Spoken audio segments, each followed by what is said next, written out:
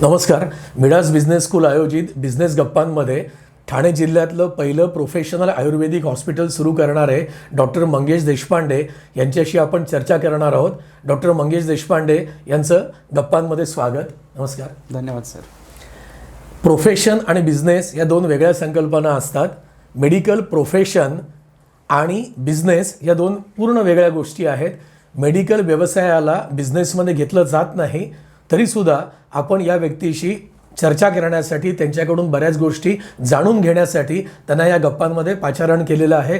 भारतीय संस्कृतीमध्ये आयुर्वेदाला वेगळं महत्त्व आहे. मधली काही शतकं आयुर्वेद थोडा बाजूला पडला होता. त्याच्यामधलं रिसर्च किंवा त्याच्यावर आवश्यक संशोधन हे आपल्या लोकांकडून केलं गेलं नाही. आयुर्वेदाला सध्या चांगले दिवस आलेले आहेत असं आपण म्हणूया. लोकांना आयुर्वेदाचं महत्त्व पटायला लागलेलं आहे. त्यामुळे आयुर्वेदाबद्दल सक्षमपणे लोकांना माहिती देण्यासाठी, त्यातल्या संकल्पना लोकांना योग्य प्रकारे सांगण्यासाठी आपण डॉक्टर देशपांडे यांच्याशी आज चर्चा करणार आहोत.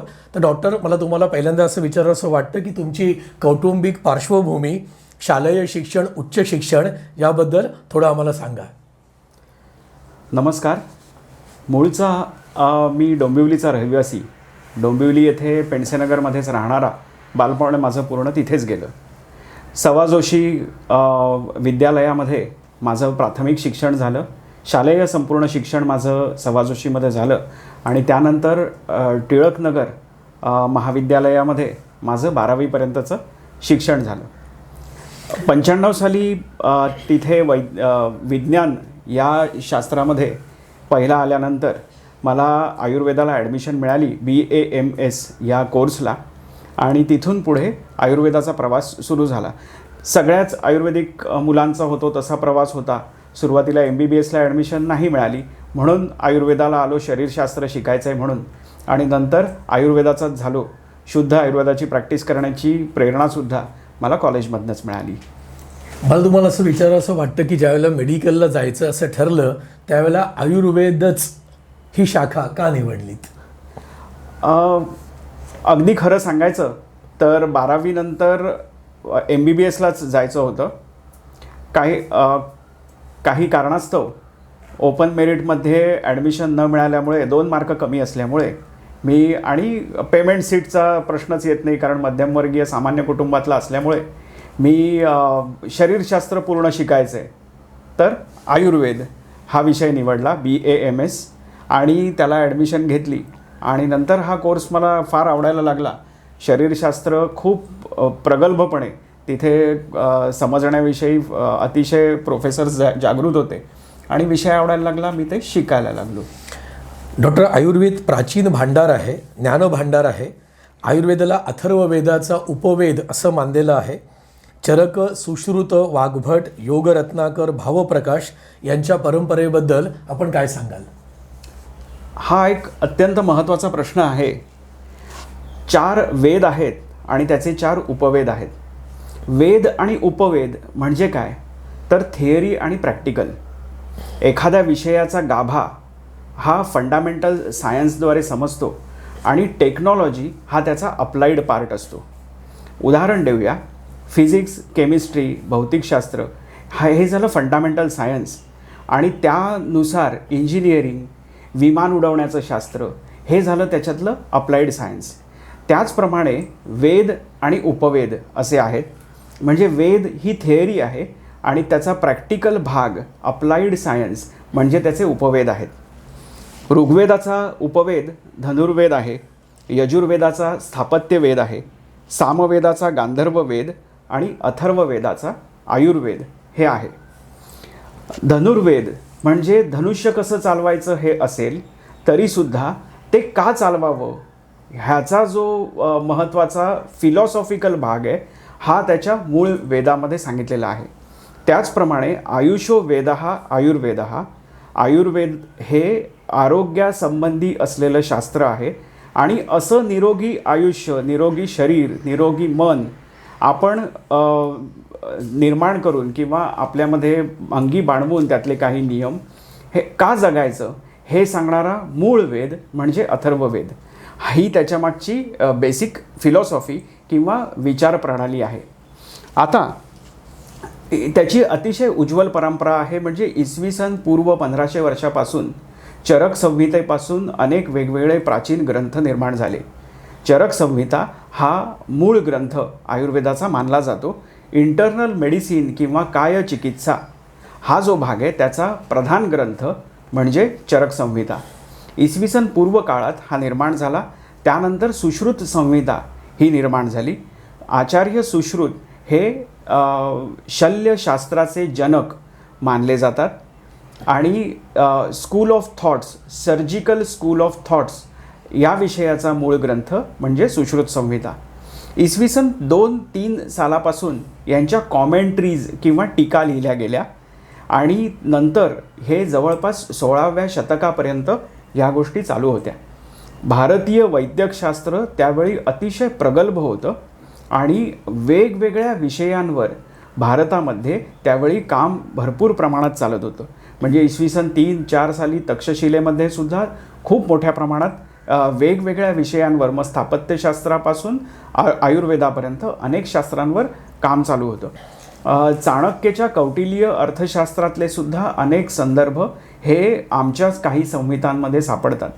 त्यावेळीसुद्धा विविध शास्त्राचे जे स्पेशालिस्ट होते ते एकत्र बसून आपल्या ज्ञानाची देवाणघेवाण करत असत हे दिसायचं.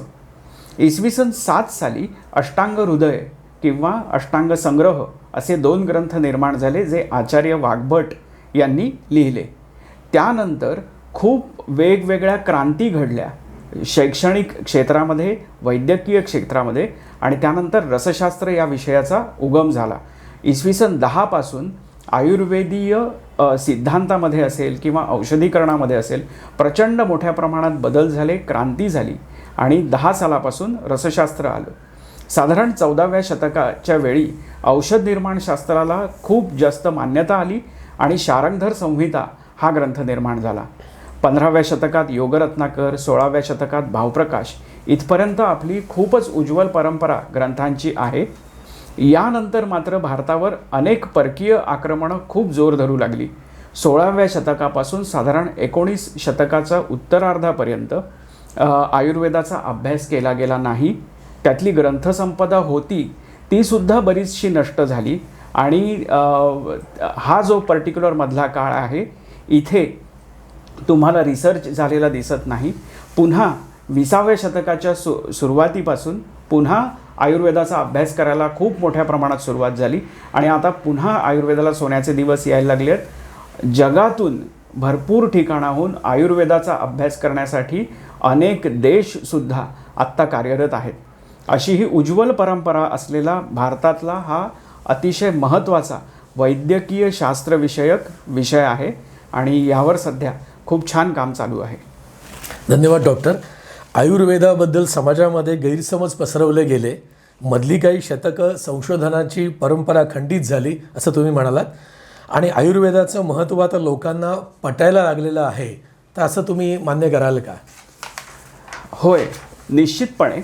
याचं सगळ्यात महत्त्वाचं कारण आहे की असे प्रश्न वेगवेगळे उपस्थित केले जातात की आयुर्वेद शास्त्र आहे का? आयुर्वेद म्हणजे फक्त आजीबाईंचा बटवा का? आयुर्वेद म्हणजे हेवी मेटल्स का? असे अनेक वेगवेगळे प्रश्न उपस्थित होतात. पण आयुर्वेद हे जनमानसातलं सध्या खूप चांगल्या प्रमाणात चालत असलेलं शास्त्र आहे. केवळ आजीबाईंचा बटवा असं नाही. आजीबाईंचा बटवा हा त्यातला एक छोटासा भाग झाला. मगाशी मी म्हटलं तसं अप्लाइड सायन्समधला एक छोटासा भाग म्हणजे आजीबाईंचा बटवा येतो. अगदी छोटी काही लक्षणं आपल्याला दिसत असतील तर त्यावेळी घरगुती काही उपचारांनी आपण वैद्याकडे न जाता आपल्या घरांमध्येच ही लक्षणं थोपवू शकतो. त्यापुरता हा आजीबाईचा बटवा मर्यादित आहे. परंतु प्रकृती, काळ, ऋतू यानुसार अनेक गोष्टी बदलतात आणि पेशंट टू पेशंट ही औषधांची रिक्वायरमेंट असेल किंवा औषधी योजनेबरोबर पथ्याची योजना असेल, ह्या बदलत असतील. ह्यासाठी तुम्हाला मोलाचा आणि वैद्यकीय सल्ला घेणंच, त्यात शिकलेल्या वैद्याकडे जाणंच हेच अपेक्षित आहे. त्याचबरोबर हे शास्त्र आहे का असा सुद्धा एक महत्त्वाचा विषय येतो. हा त्यातला सगळ्यात महत्त्वाचा गैरसमज. तर हो, आयुर्वेद हे शास्त्र आहे. 70पेक्षा अधिक वैद्यकीय प्रणाली सध्या अख्ख्या जगामध्ये आहेत. त्यातल्या 2च वैद्यकीय प्रणाल्यांना स्वतःची टर्मिनॉलॉजी म्हणजे परिभाषा आहेत, त्यानंतर स्वतःची पॅथोफिजिओलॉजी त्यांना सांगता येते, म्हणजे रोग निर्मिती कशी होते हे सांगता येतं. त्याच्यावरची स्वतःची तार्किक एक तर्क स्वतःचा लिहिला गेला आहे आणि त्याची चिकित्सा ही अतिशय प्रगल्भ पद्धतीने सांगितली आहे. ॲलोपॅथी आणि आयुर्वेद ही 2च आत्ता अशी शास्त्र आहेत की ज्यांना स्वतःच्या टर्मिनॉलॉजीपासून ॲनाटॉमी फिजिओलॉजीपर्यंत हे प्रत्येक छोटी महत्त्वाची गोष्ट शास्त्र म्हणून लिहिली गेलेली आहे. त्यामुळे आयुर्वेद हे शास्त्र आहे का, तर हो, हे शास्त्र आहे. हे त्यावेळचं सगळ्यात विकसित शास्त्र आहे जे आत्तासुद्धा अभ्यास करून त्याच्यात योगदान आपण देऊन ते पुढे आणणं हे आता आपली महत्त्वाची कामगिरी आहे. आणि तुम्ही टी व्हीवर विविध जाहिराती बघत असालच. तुम्हाला एक गंमत म्हणून सांगतो, टी व्हीवर सध्या 10 जाहिराती जर तुम्ही बघितल्यात तर त्याच्यात 6 जाहिराती आयुर्वेदाच्याच असतात. त्यामुळे जनमानसामध्ये आयुर्वेदाला प्रचंड मानाचं स्थान आहे आणि लोकांना ॲक्सेप्टन्स आहे. लोकांना ते स्वतःचं शास्त्र वाटतं, स्वतःची आजी, आई किंवा वडील सांगतायत असं वाटतं. आता आमची जबाबदारी आहे की हे शास्त्र आहे आणि त्याचं पावित्र्य राखून, त्याचं मूल्य राखून आपल्याला ते समाजासमोर आणि आत्ताच्या भाषेत सादर करणं ही आमची गरज आहे किंवा हे आमचं योगदान त्याच्यामध्ये राहील. डॉक्टर, आयुर्वेदामध्ये स्वस्थ वृत्त सांगितलेलं आहे. स्वस्थ वृत्त म्हणजे स्वस्थ किंवा निरोगी व्यक्तीचं आरोग्य टिकवणं. आमच्यासारख्या सामान्य लोकांच्या भाषेमध्ये दिनचर्या, 6 ऋतू आणि त्यानुसार आहार विहार, संपूर्ण आरोग्य प्रणाली याबाबत तुम्ही काय सांगाल? आयुर्वेदाचा मूळ उद्देश प्रत्येक शास्त्राचा स्वतःचा उद्देश किंवा मोटो असतो. स्वस्थस्य स्वास्थ्य रक्षणम, आतुरस्य विकार प्रशमनम च, असं आयुर्वेदाचं मूळ प्रयोजन आहे. स्वस्थस्य स्वास्थ्य रक्षणम म्हणजे जो माणूस स्वस्थ निरोगी आहे त्याचं स्वास्थ्य म्हणजे त्याचं निरोगीपणा टिकवून ठेवणं हे आपलं पहिलं काम असेल. त्यानंतर विकार म्हणजे जो रोगी आहे त्याच्या विकारांचं प्रशमन करणं म्हणजे त्याला रोगमुक्त करणं हे त्यातलं दुसरं महत्त्वाचं काम आहे. तर हा जो पहिला महत्त्वाचा भाग आहे तो फक्त सर्व वैद्यक शास्त्रांमध्ये केवळ आयुर्वेदाचा उद्देश आहे. तुम्हाला रोग होऊच नयेत म्हणून काय काय काळजी घ्यावी हे सांगण्याची विलक्षण हातोटी या शास्त्रामध्ये आहे आणि मी माझ्या प्रॅक्टिसमध्ये सुद्धा हा अनुभव खूप मोठ्या प्रमाणात घेतो. एक अगदी छोटंसं उदाहरण फक्त याचं देतो आणि या विषयाचं उत्तर देतो. ते म्हणजे जर ऋतूनुसार निरोगी माणसाने पंचकर्म करून घेतलं, शरीरशुद्धी करून घेतली तर त्याला वेगवेगळे व्याधी होतच नाहीत किंवा होण्यापासून अटकाव होतो किंवा त्या व्याधीचं सामर्थ्य कमी होऊ शकतं. अम्लपित्त दीर्घ काळपर्यंत आहे. तुम्ही वसंत ऋतूमध्ये वमन घ्या, तुमची औषधं कमी होतात, वारंवार होणारं अम्लपित्त कमी होतं आणि खूप चांगलं निरोगी आयुष्य आपण जगू शकतो. अर्थातच हे वैद्याच्या सल्ल्याने आहे. राहिला भाग दिनचर्या आणि ऋतुचर्याचा. अगदी छोट्या छोट्या गोष्टी आहेत. ब्राह्मे मुहूर्ते उत्तिष्ठेत स्वस्थो रक्षार्थम आयुषः. ब्राह्म मुहूर्त म्हणजे सूर्योदयाच्या आधी 1.5 तास उठणं. आपल्याला आज असं वाटतं की LICची पॉलिसी वेळेवर भरली म्हणजे आपण आयुष्याचं आपलं रक्षण केलं. नव्हे, ब्राह्म मुहूर्तावर उठलं तरच आपण आपलं रक्षण हे स्वास्थ्याचं रक्षण, आयुष्याचं रक्षण हे करू शकतो. ही जी पॉलिसी सांगितली गेली ती आचार्य वाग्भटांनी इसवी सन 7 साली. असे अनेक छोटे छोटे छोटे सिद्धांत आयुर्वेदामध्ये सांगितलेले आहेत जे तुमच्या स्वास्थ्याचं रक्षण करू शकतात. याम मध्ये न भुक्तव्यम, याम युग्मम न लंघयेत. एक याम म्हणजे 3 तास. एकदा खाल्ल्यानंतर 3 तास काहीही खाऊ नये. एकदा खाल्ल्यावर 6 ते 7 तासापेक्षा शक्यतो उपाशी राहू नये. बारीक होण्यासाठी सध्या 2-2 तासांनी खाल्लं जातं. आपलं शरीर म्हणजे गिरणी नव्हे. त्यामुळे होणारे वेगवेगळे व्यापद किंवा व्याधी यांना सामोरे जाताना आत्ता आम्ही बघतोय लोकांना. त्यामुळे असे छोटे छोटे सिद्धांत आहेत जे तुमचं स्वास्थ्य रक्षण करू शकतात. आपल्या जवळच्या वैद्यांकडून आपण जरूर या गोष्टी छोट्या छोट्या जाणून घ्या. त्या योग्य आहेत की नाही आणि त्या तुमच्या प्रकृतीनुसार आहेत की नाही हे सुद्धा तुम्ही अनुभवाला सुरुवात करा. तुम्हाला याचा खूप चांगला रिझल्ट मिळेलच. वातप्रकृतीचा मुलगा आहे तर त्याला नित्य स्नेहन किंवा तेल अंगाला लावायला लागलात की त्याला मोठे मोठे व्याधी होत नाहीत. पित्त प्रकृतीच्या माणसाने जर 15 दिवसातनं एकदा का असेना विरेचन घेतलं तर त्याला खूप छान फायदा होताना दिसतो. अशा अनेक छोट्या मोठ्या गोष्टी आहेत, छोटे छोटे सिद्धांत आहेत जे आयुर्वेदाचे अगदी थंब रूल्स आपण म्हणू शकतो. हे जर आपण आपल्या नित्य जीवनात वापरायला सुरुवात केली तर आपल्याला स्वास्थ्य हे मिळेलच. ऋतुचर्येबद्दल अगदी थोडक्यात सांगतो. वसंत ऋतुचर्येबद्दल सांगतो कारण हा वसंत ऋतू आहे. वसंत म्हणजे हेमंते निचिते श्लेष्मा वसंते कफरोगकृत. हेमंत म्हणजे आधीचा जो थंडीचा काळ आहे त्यावेळी साचलेला कफ हा आत्ता मोकळा व्हायला लागतो, पातळ व्हायला लागतो.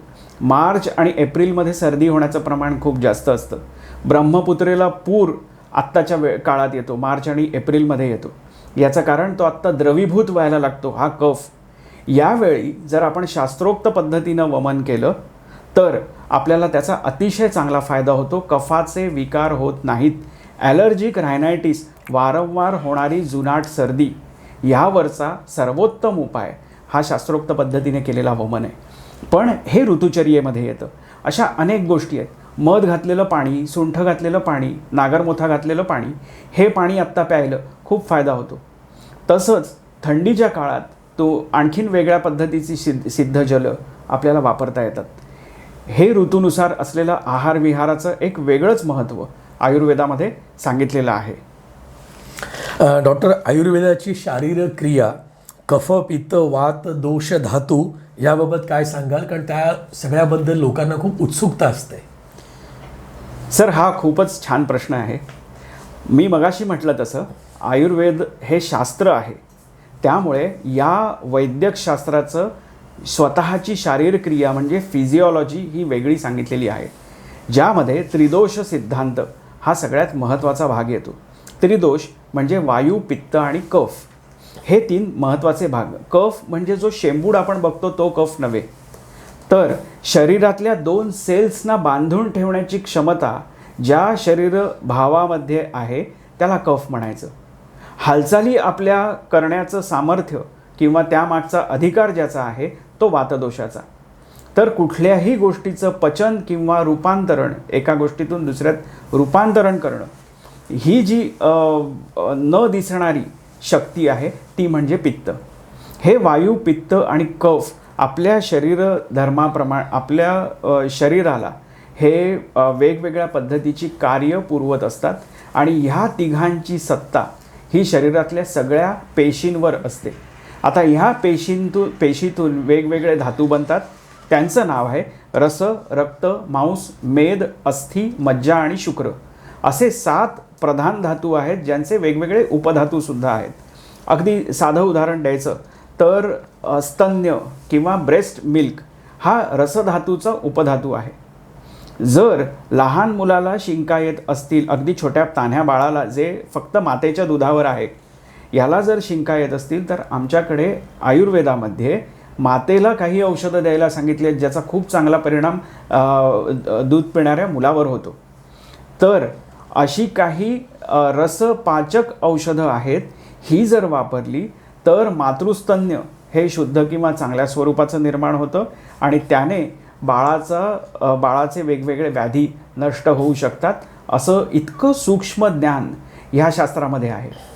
जसं त्रिदोष सांगितले, सप्तधातू सांगितले, तसे त्रिमल म्हणजे पुरुष, मूत्र आणि स्वेद हे 3 मल आहेत. हे उत्सर्जन करण्यासाठी आवश्यक गोष्टी आहेत. याचप्रमाणे पेशी ज्ञान आहे, अस्थि, सांधे असं एक अतिशय मोठं शरीर रचना आणि त्याच्या जडणघडणीसाठी असलेले हे सगळे घटक मिळून होणारी शरीर क्रिया, असा सगळा भाग मिळून एक असं संपूर्ण शरीर आपलं चालू शकतं. ह्यामध्ये आणखीनसुद्धा अनेक छोट्या छोट्या गोष्टी येतात. पंचमहाभूत सिद्धांत हा सुद्धा त्यापैकी एक. प्रत्येक शरीरातलं द्रव्य, शरीराबाहेरचं द्रव्य हे पांचभौतिक आहे, पंचमहाभूतांना अनुसरून आहे, त्यांच्या सिद्धांतांवर आहे अवलंबून. त्याचप्रमाणे प्रत्येक शरीराची स्वतःची वेगवेगळी प्रकृती आहे. आपण ऐकलंच असेल कधी याची वातप्रकृती दिसते किंवा हा पित्तप्रधान कफ प्रकृतीचा आहे, कफप्रधान आहे. अशा वेगवेगळ्या प्रकृतीसुद्धा आपल्या शरीराच्या ठरलेल्या असतात. ह्या प्रकृतीनुसार तुम्हाला वेगवेगळ्या ऋतूमध्ये त्रास होतात किंवा बरं वाटत असतं, हा एक भाग. आणि एखादी प्रकृती ही आपल्याला नीट समजली की आपल्याला त्यानुसार औषधोपचार, एखाद्या वनस्पतीची निवड ही करता येते. यासाठी हा जो सगळा उहापोहा आहे शारीर क्रियेचा, हा फार महत्त्वाचा ठरतो. त्यालाच दोष धातू मलविज्ञान असं सुद्धा आयुर्वेदामध्ये सांगितलेलं आहे. तुम्ही खूप छान सांगितलं डॉक्टर की मेडिकल सायन्स म्हटलं की डायग्नॉसिसला खूप महत्त्व असतं. तर आयुर्वेदातील डायग्नॉसिस किंवा निदान पद्धती याबद्दल आम्हाला काय सांगाल? हा अतिशय महत्त्वाचा असा प्रश्न आहे. आजच्या MRI किंवा स्कॅनच्या जगामध्ये हा अगदी सुयोग्य प्रश्न आहे. आमचे सर नेहमी सांगायचे की तुम्ही एखादी टेस्ट येते किंवा you are not treating MRI, you are treating patient as a whole. त्यामुळे पेशंटचं वाक्य कान देऊन ऐकणं हे पहिलं काम डॉक्टरचं असतं आणि त्याच्यावरच निदान ठरतं. जर आपण शिंका येते म्हणून पहिल्यांदाच त्याला कुठल्या तरी मोठ्या इन्व्हेस्टिगेशनला पाठवलं, याच्यापेक्षा जर अरे आदल्या रात्री तू आईस्क्रीम खाऊन आलायस का, ह्या प्रश्नाने ती उकल लवकर होऊ शकते. हे आणि कुठल्याही चाणाक्ष किंवा कुठल्याही चांगल्या कुशल वैद्याचं, कुशल डॉक्टरचं हे काम आहे. अशाच काही महत्त्वाच्या निदान पद्धती आयुर्वेदामध्ये वर्णन केलेल्या आहेत. त्याच्यात दर्शन, स्पर्शन, प्रश्न केवळ बघण्याने, स्पर्शन तपासून बघण्याने हाताने आणि प्रश्न परीक्षेने, या 3 परीक्षांनी परीक्षा करता येते.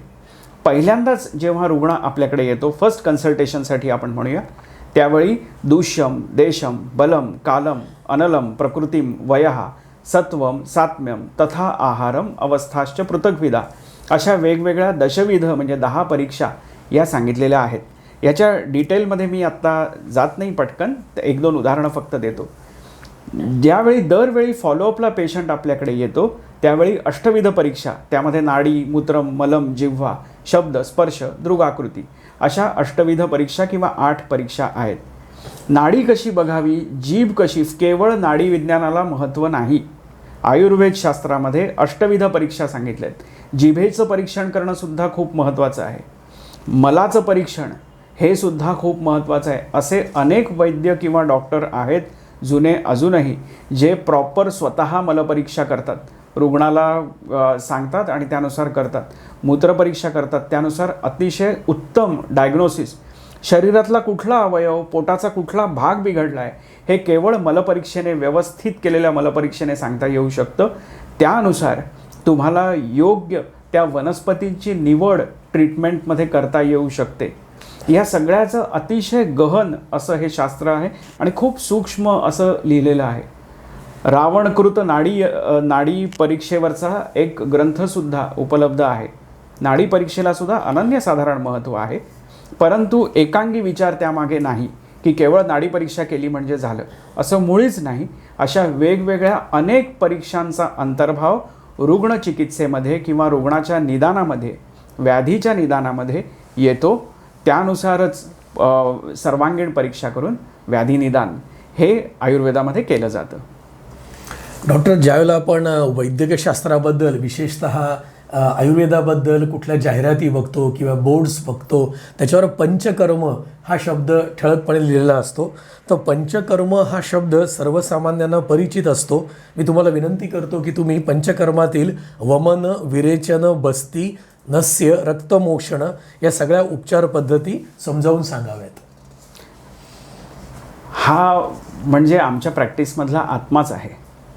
गंमत सांगायची तर असं की अनेक ह्या व्यवहार्य गोष्टी आहेत, कलियुगानुसार यायच्याच. त्यामुळे अनेकांना आयुर्वेदिक चिकित्सा किंवा आयुर्वेदिक दवाखाना म्हणजे स्पा वाटतो, मसाज सेंटर वाटतं, थायलंडला जाण्याऐवजी इकडे थांबावं का असं वाटतं. तर हे सपशेल चूक आहे, धादांत खोटं आहे आणि हा केवळ मूर्खपणा आहे. पंचकर्म ही एक स्पेशालिटी प्रॅक्टिस आहे. पंचकर्मामध्ये शरीराचं वेगवेगळ्या अवयवांचं किंवा संपूर्ण शरीराचं शोधन केलं जातं.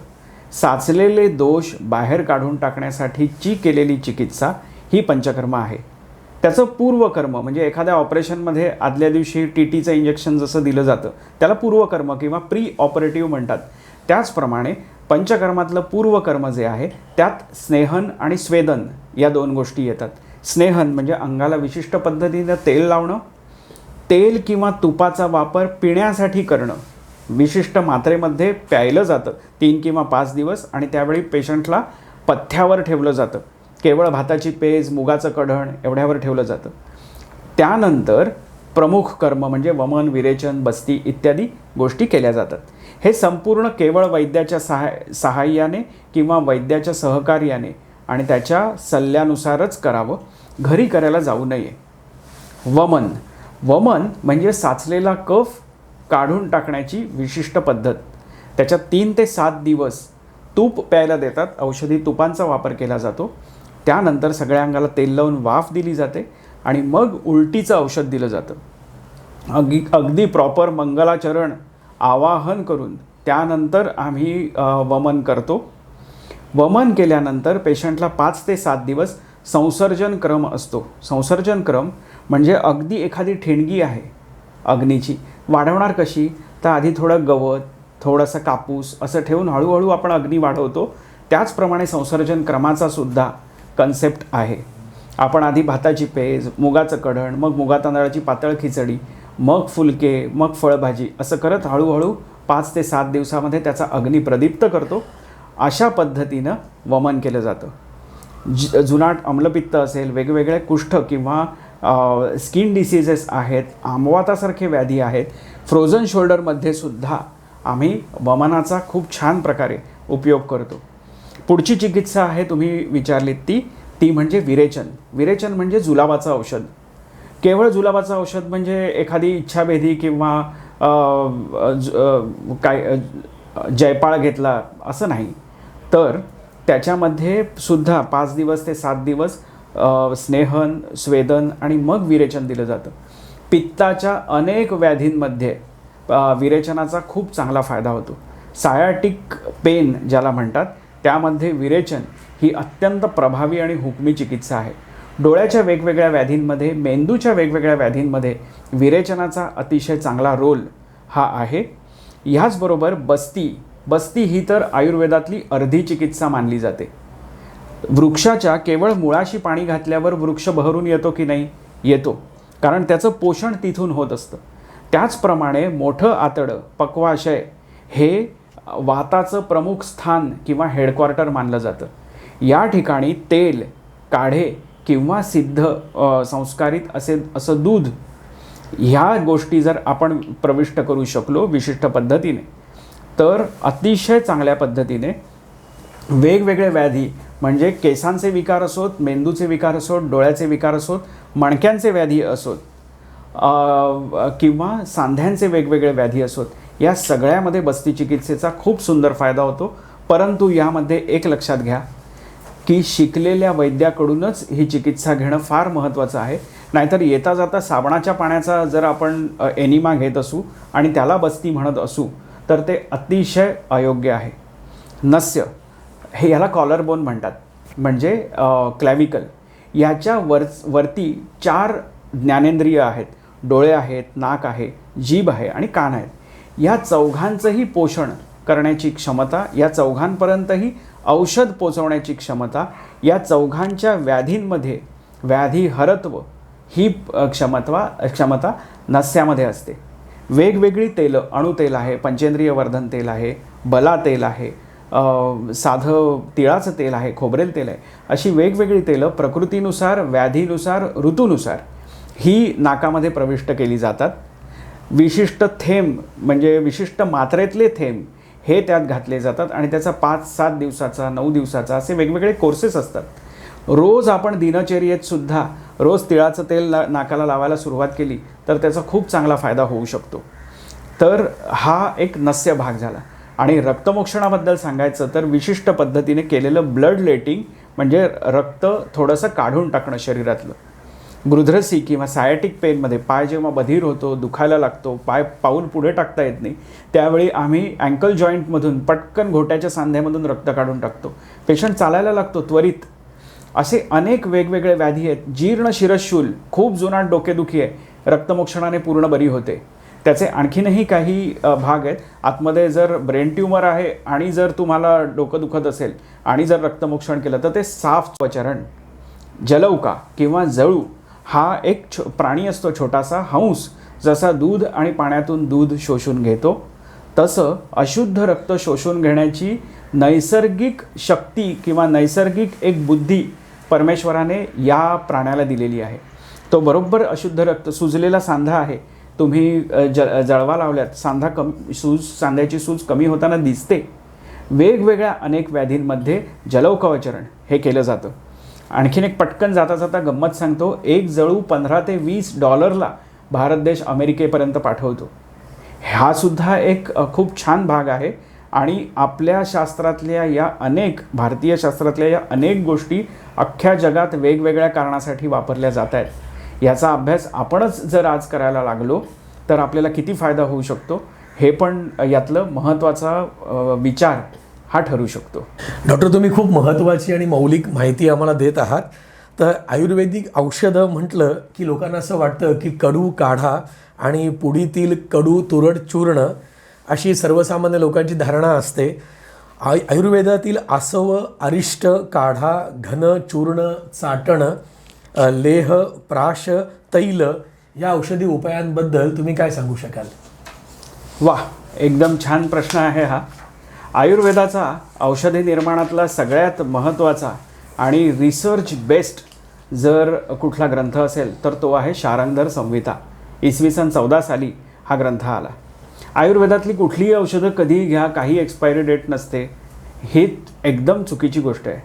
स्वरस, कल्क म्हणजे चटणी औषधांची, काढे 1 दिवसापेक्षा अधिक काळ ठेवू नये.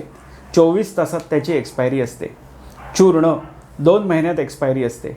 आपण जो च्यवनप्राश किंवा वेगवेगळे लेह, अवलेह म्हणजे चाटून खाण्याचे जे पदार्थ आहेत, जॅमसारखे, हे सगळे पदार्थ 1 वर्षाची यांना एक्सपायरी असते.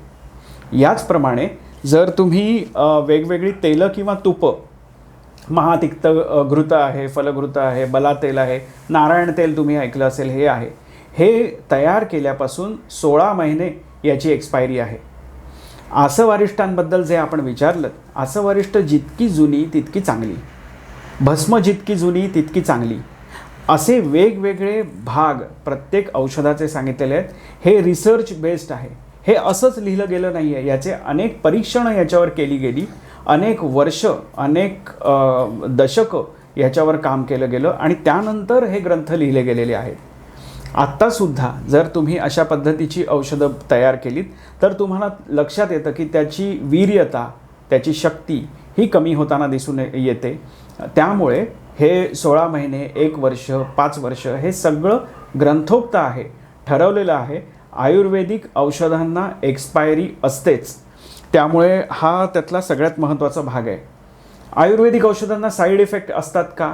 हो, असतात. आयुर्वेदिक औषधांनासुद्धा साईड इफेक्ट नक्की असतात, परंतु ते अतिशय मोठ्या प्रमाणात नसतात किंवा खूप जास्त प्रमाणात त्याने शरीर धातूंचं नुकसान होतंच असं नाही. म्हणून औषधी निर्माणामध्ये काही विशिष्ट जडणघडणी केलेल्या आहेत. उदाहरणार्थ, काही विषद्रव्य आम्ही वापरतो.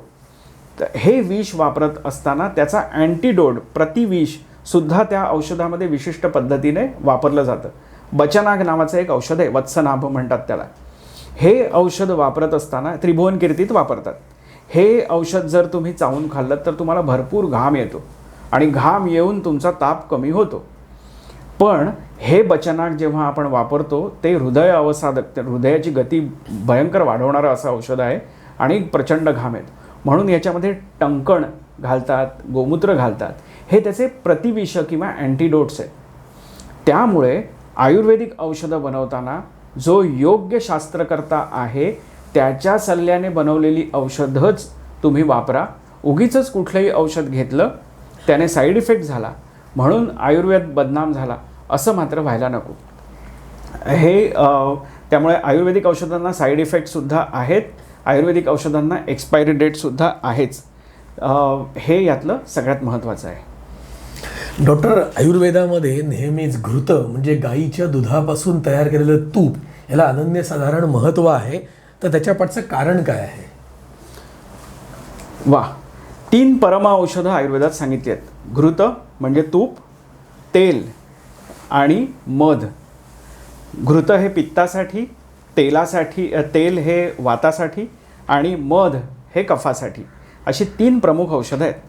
घृताबद्दल खूपच मोठमोठ्याने उहापोह होत असतो, म्हणून त्याबद्दल चा हा प्रश्न आला आहे, तो फारच छान आहे. लोणकढ तूप ही फक्त भारतीय संकल्पना आहे. लोणकढ तूप याला इंग्रजी शब्द नाही.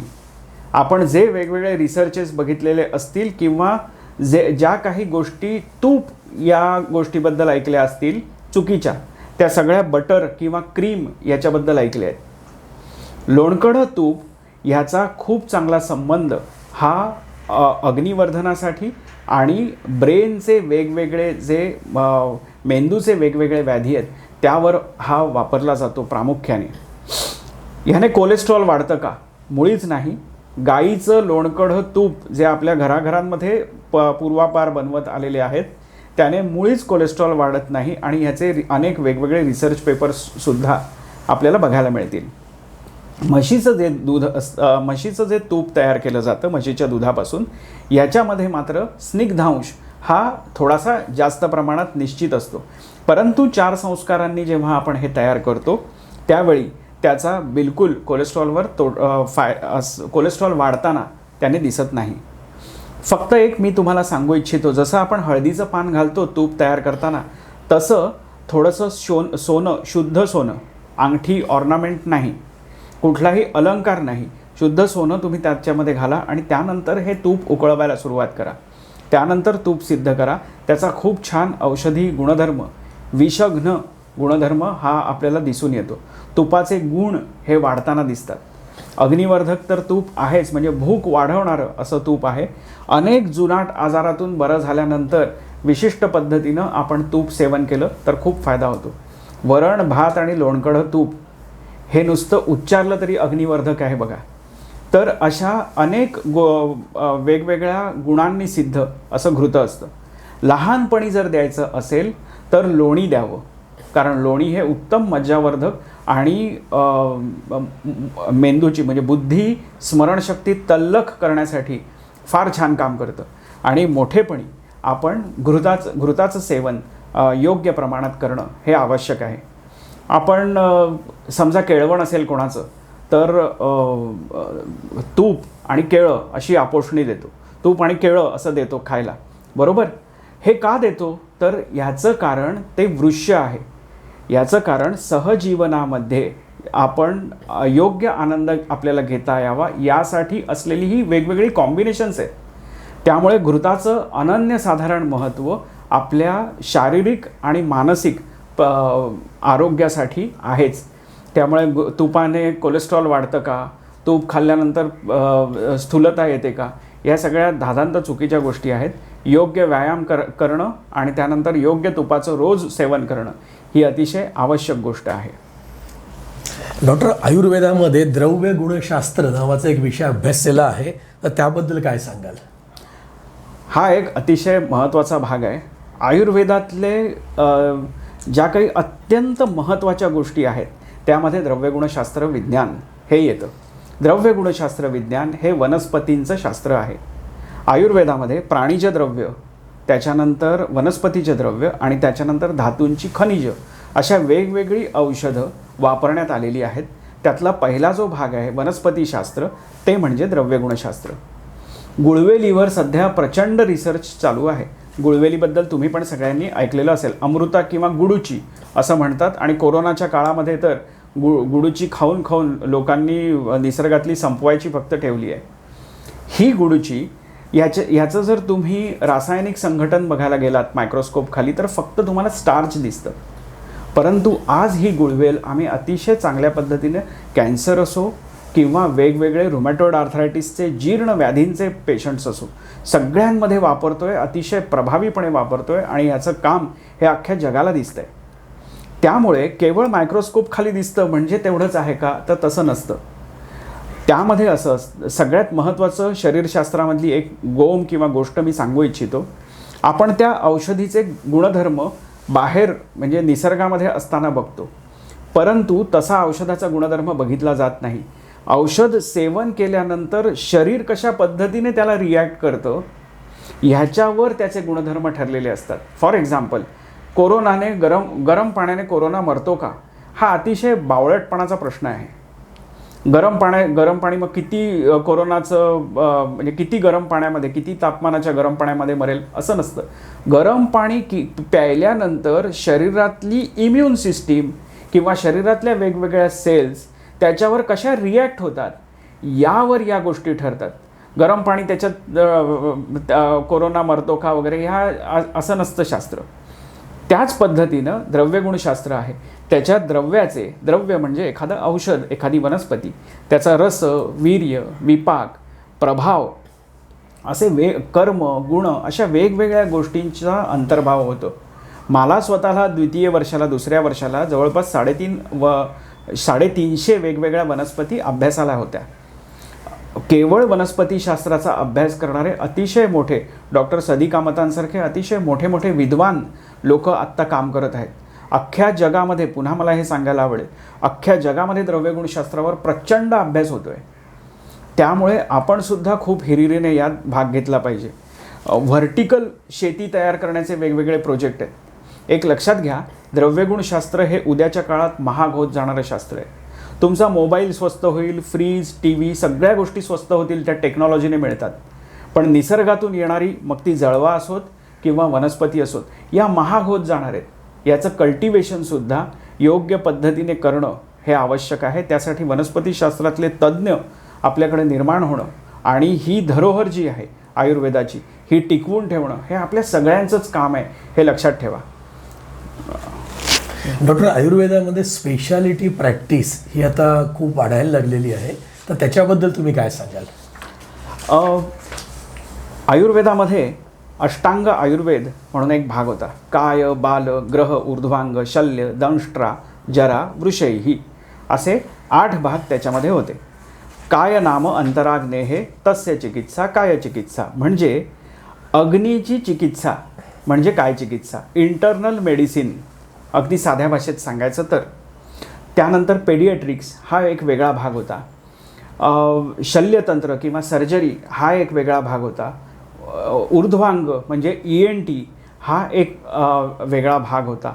सेक्सॉलॉजी हा एक अतिशय महत्त्वाचा, जेरियाट्रिक्स वृद्धापकाळातल्या केल्या जाणाऱ्या चिकित्सा, असे अष्टांग आयुर्वेद होते. आता ह्यातल्या काहीच गोष्टींची स्पेशालिटी प्रॅक्टिस केली जाते. परंतु आत्ता वेगवेगळी मुलं नवीन जी येत आहेत ती आपला जो थिसिसचा MDचा विषय असेल त्यानुसार पुढे त्यातच काम करून त्यातली वेगवेगळी स्पेशालिटी करतात. अगदी मी यामध्ये माझंच उदाहरण देतो की माझ्या थिसिसच्या विषयामध्ये, थिसिसचाच जो विषय होता तो गुडघा होता.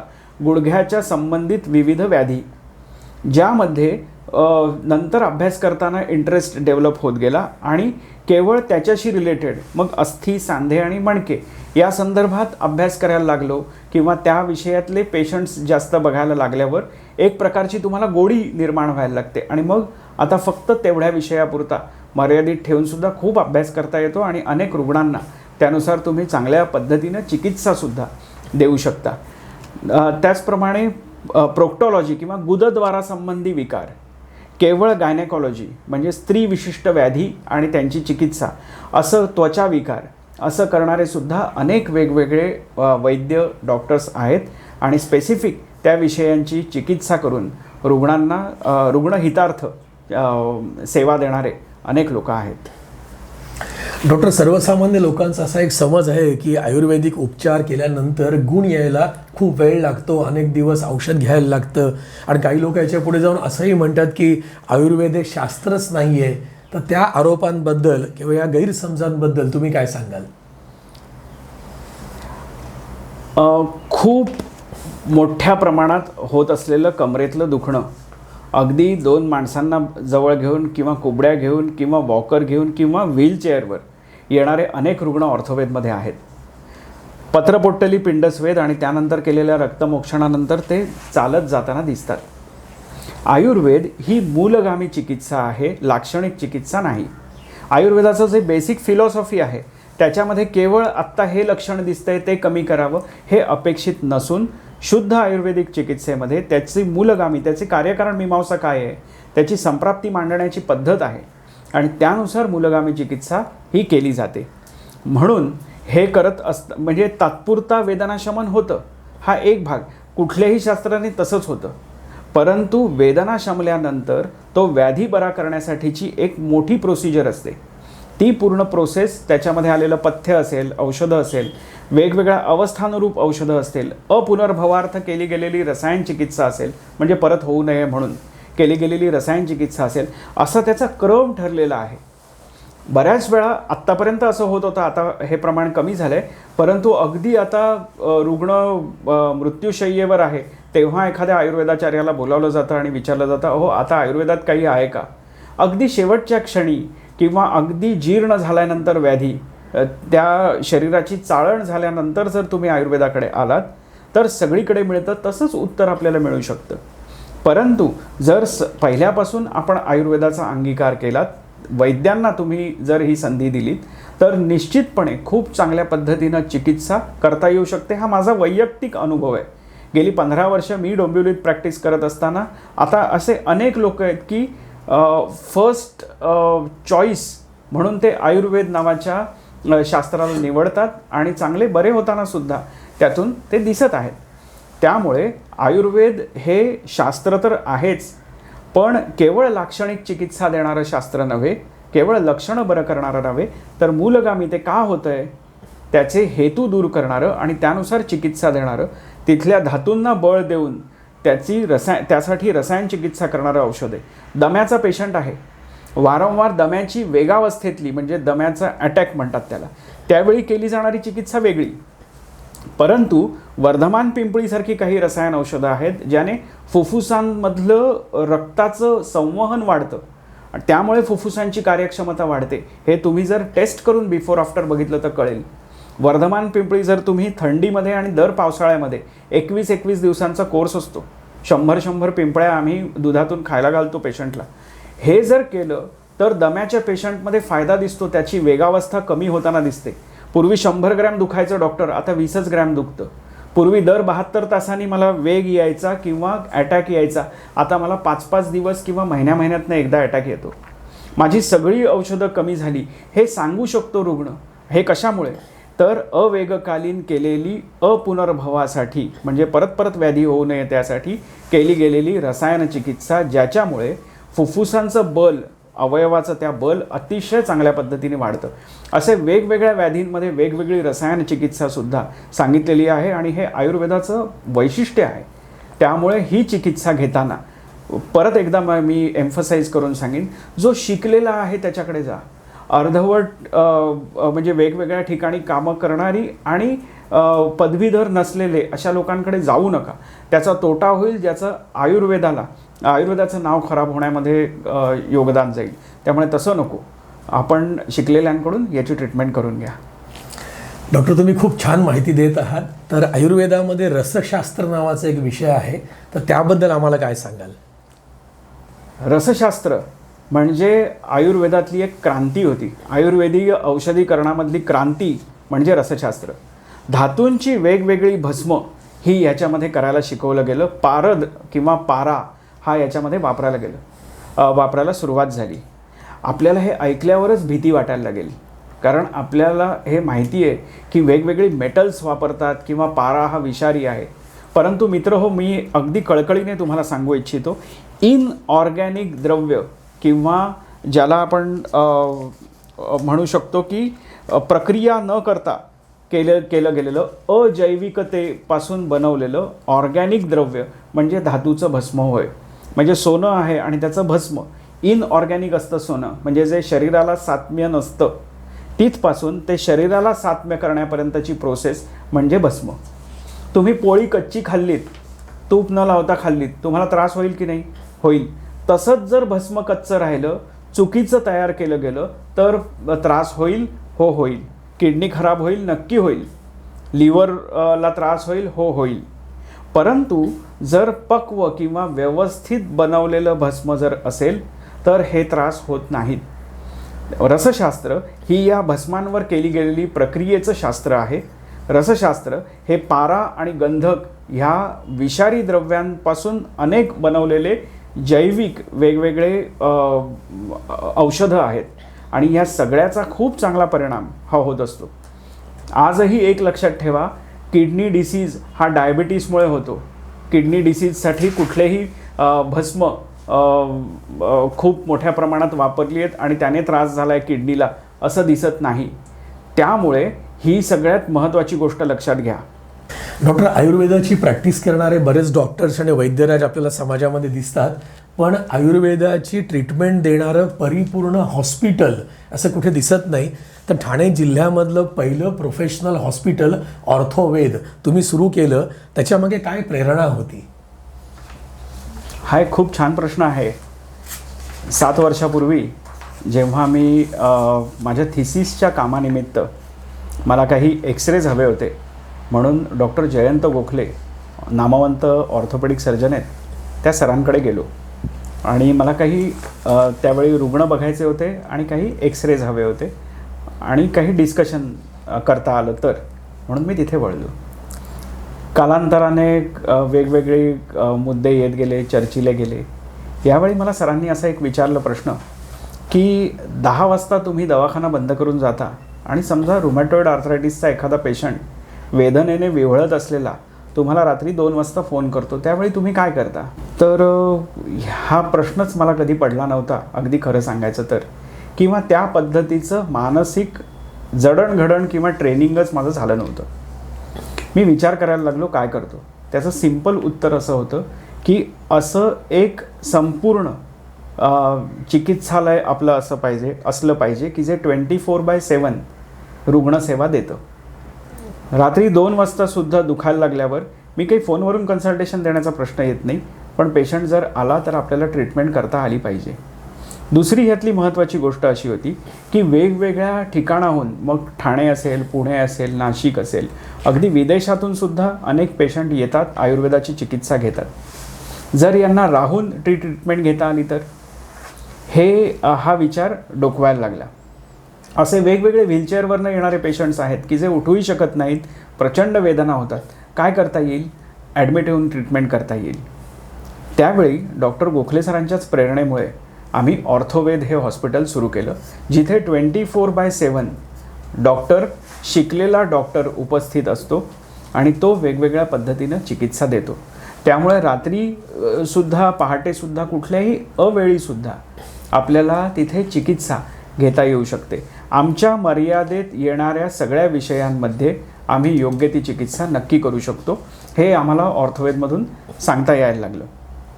लोक इथून केरळला जायची, वेगवेगळ्या ठिकाणी जाऊन पंचकर्माची चिकित्सा घेऊन यायचे. असे अनेक लोक आता डोंबिवलीतल्या वेशीवरच थांबतात आणि ऑर्थोवेदमध्ये चिकित्सा घेऊ शकतात. गेली 6-7 वर्ष झाली आम्ही आयुर्वेदाच्या माध्यमातून ऑर्थोवेदमधून असे अनेक रुग्ण ट्रीट केलेले आहेत जे इथे राहू शकले आणि ट्रीटमेंट घेऊ शकले. आपण ज्या पद्धतीनं रामाला आवाहन करतो की तू सशस्त्र ये, सगळ्या आयुधांसकट ये, हे जसं सांगतो तसंच वैद्याचं सुद्धा काम आहे.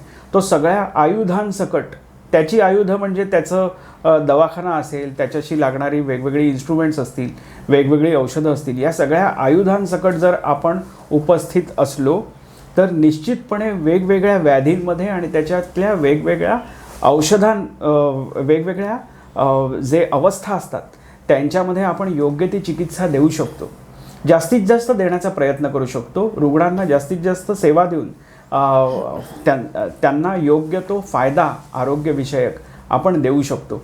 म्हणून अतिशय आपण म्हणतो ना सुसज्ज म्हणजे काय, किंवा सैनिक आपला सुसज्ज आहे म्हणजे तो सर्व आयुधांनी तिथे उपस्थित आहे आणि ती आयुधं वापरण्याचं ट्रेनिंग आपल्याला असणं, या दोन्ही गोष्टी याच्यामध्ये अत्यावश्यक आहेत. आणि मला सांगायला अतिशय आनंद आणि अभिमान वाटतो की आयुर्वेदाचं हे जे हॉस्पिटल आहे यामध्ये 5 MD झालेली मुलं आहेत की जी अतिशय सक्षमपणे ह्या रुग्णांना हँडल करतात आणि सगळ्या पद्धतीचे वेगवेगळे पेशंट्स हे आम्ही यामध्ये ट्रीट करतो. डॉक्टर, तुम्ही रिसर्च संबंधी डोंबिवलीतल्या 3 गोल्ड मेडलिस्ट नामांकित डॉक्टर्सच्या नेहमी संपर्कामध्ये असता. त्यापैकी एक म्हणजे डॉक्टर जयंत गोखले, डॉक्टर उल्हास कोल्हटकर आणि डॉक्टर अनिल हेरूर. तर त्याच्याबद्दल तुम्ही काय सांगाल? ही एक अतिशय छान गोष्ट आपण विचारली. माझ्या थिसिसच्या निमित्ताने, म्हणजे मी MD फर्स्ट इयरला होतो तेव्हापासून मी डॉक्टर जयंत गोखले सरांच्या संपर्कात आहे. एवढा गोल्ड मेडलिस्ट किंवा KEMचा त्यावेळेचा टॉपर विद्यार्थी असूनही अतिशय शांतपणे सर वेगवेगळे प्रश्न विचारतात किंवा वेगवेगळ्या प्रश्नांची आपल्याला उत्तरं देत असतात आणि आपल्यालासुद्धा मोटिवेट करत असतात. सगळ्या शास्त्रातल्या, सगळ्या पॅथीतल्या सगळ्या विद्यार्थ्यांशी सर अतिशय सहज संवाद साधतात आणि सर ह्या सगळ्यांना इन्स्पायर करत असतात. त्यांनी ऑर्थोवेद हॉस्पिटल हे डॉक्टर जयंत गोखलेंचंच इन्स्पिरेशन. तिथे आम्ही खूप मोठे स्पाईन स्पेशालिस्ट असूनसुद्धा अनेक पेशंट हे ऑपरेशन म्हटल्यावर एक पाऊल मागे येतात घाबरून. अशा वेळी दुसऱ्या काही पॅथीमध्ये काही चिकित्सा उपलब्ध आहे का म्हणून बघत असताना आम्ही वेगवेगळी चिकित्सा करतानासुद्धा सरांनी बघितलेलं आहे. 500च्या वर रुग्ण आम्ही असे केले ज्यांच्यामध्ये स्पाईन सर्जरी वॉज इंडिकेटेड, म्हणजे स्पाईनची सर्जरी करावी लागेल असं सांगितलेलं होतं. वेगवेगळ्या प्रकारचे ते रुग्ण होते, ज्यामधील फक्त 22 रुग्णांना सर्जरी लागली, बाकीच्या रुग्णांना सर्जरी लागली नाही. आणि म्हणजे पूर्ण चिकित्सा पूर्ण झाल्यानंतरसुद्धा 3 वर्षापर्यंत आम्ही पेशंटचा फॉलोअप घेतलेला आहे, त्यांना सर्जरी लागली नाही.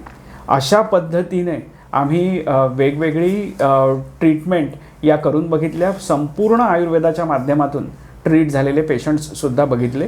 यांची ॲसेसमेंट आम्हाला कशी करायची किंवा हा बरा झाला आहे की नाही हे बघायचं कसं. केवळ पेशंट म्हणतोय हा मी बरा आहे म्हणून बरं नसतं, तर ते बघण्याची पद्धत, ह्यातले अनेक छोटे छोटे बारकावे, हे करत असतानाचे कायदे, हे सगळं आम्हाला जयंत गोखले डॉक्टरांनी अतिशय प्रेमाने शिकवले आणि त्याचा आम्हाला खूप चांगला फायदा ऑर्थोवेद हॉस्पिटलमध्ये झाला. मध्यंतरीच्या काळामध्ये रुग्णांकडून डॉक्टरांना मारहाण होत असलेले अनेक एपिसोड्स, अनेक घटना आपण सगळ्यांनीसुद्धा ऐकल्या असतील. यामुळे अनेक तरुण डॉक्टरसुद्धा व्यथित व्हायचे, ते सुद्धा रागवायचे. वय त्यामुळे सगळ्यांचंच रागावणं हे सुद्धा साहजिक होतं. असंच एकदा अत्यंत व्यथित आणि रागावलेल्या मूडमध्ये मी असताना डॉक्टर उल्हास कोल्हटकर सरांशी मी हा विषय बोलत होतो. किती छान एखादा जाणकार, अनुभवी आणि जो समाजाभिमुख माणूस आहे तो कसा विचार करेल पहा. डॉक्टर उल्हास कोल्हटकर सरांनी सांगितलं की आपण संवाद नावाची एक कार्यशाळा घेऊ, ज्यामध्ये रुग्णाशी बोलायचं कसं. एखादा माणूस क्रिटिकल आहे तर त्यांच्या नातेवाईकांशी बोलण्याची आपली पद्धत कशी असावी. एखादा माणूस आता मरण पावेल हे आपण डिक्लेअर कसं करायचं असतं, हे कुठल्याही मेडिकल कॉलेजेसमध्ये शिकवलं जात नाही, असं आम्हाला सिलेबसमध्ये नाही. पण अनेक अनुभवी डॉक्टर हे चांगल्या पद्धतीने हाताळतात या सिच्युएशन्स. याला तुम्ही मनसुद्धा तुमचं हळूवार पाहिजे आणि तुम्हाला शास्त्रसुद्धा तुम्ही ते जाणलेलं पाहिजे.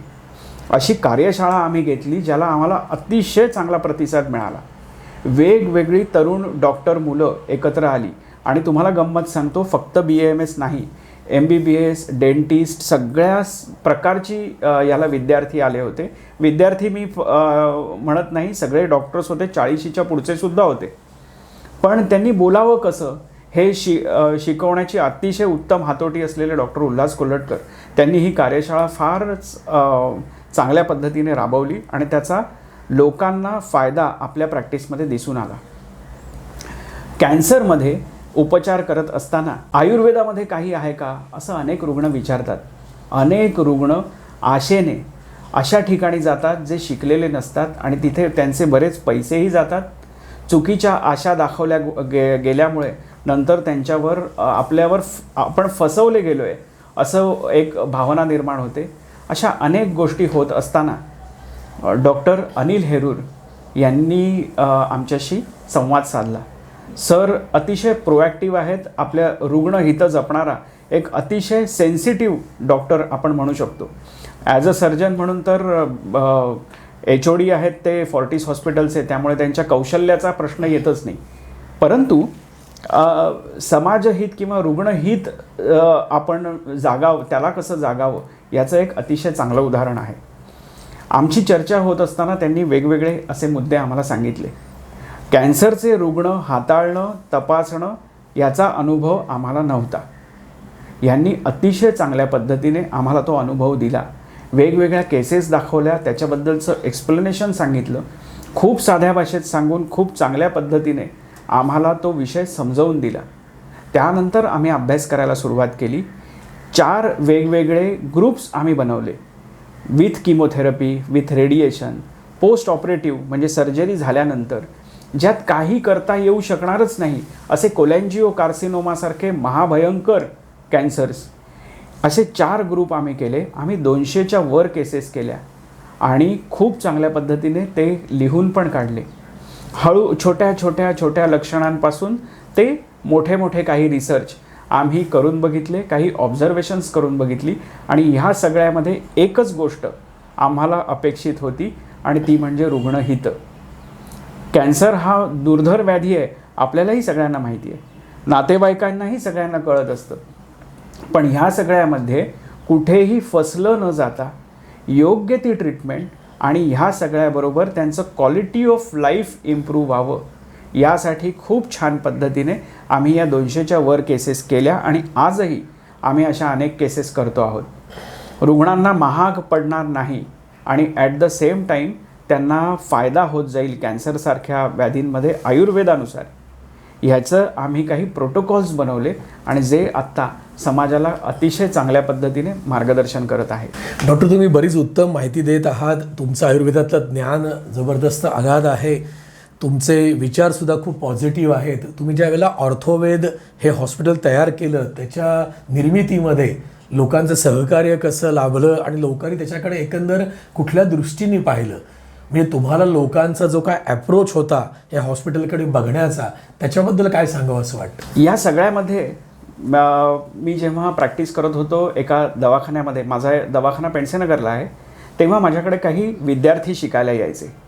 या विद्यार्थ्यांमधले 5 विद्यार्थी डॉक्टर ऋषिकेश नागवेकर, डॉक्टर चिंतन सांगाणी, डॉक्टर सुनील ढवळे, डॉक्टर अमित डांगे आणि डॉक्टर संकल्प, अशी ही 5 जणांची टोळी होती जे माझ्याबरोबर सातत्याने काम करत होते, पेशंट्स बघत होते. ही जेव्हा हॉस्पिटलची संकल्पना आली तेव्हा ह्या 5 जणांना पण आम्ही विचारलं की तुम्ही आमच्याबरोबर सहकारी असाल का?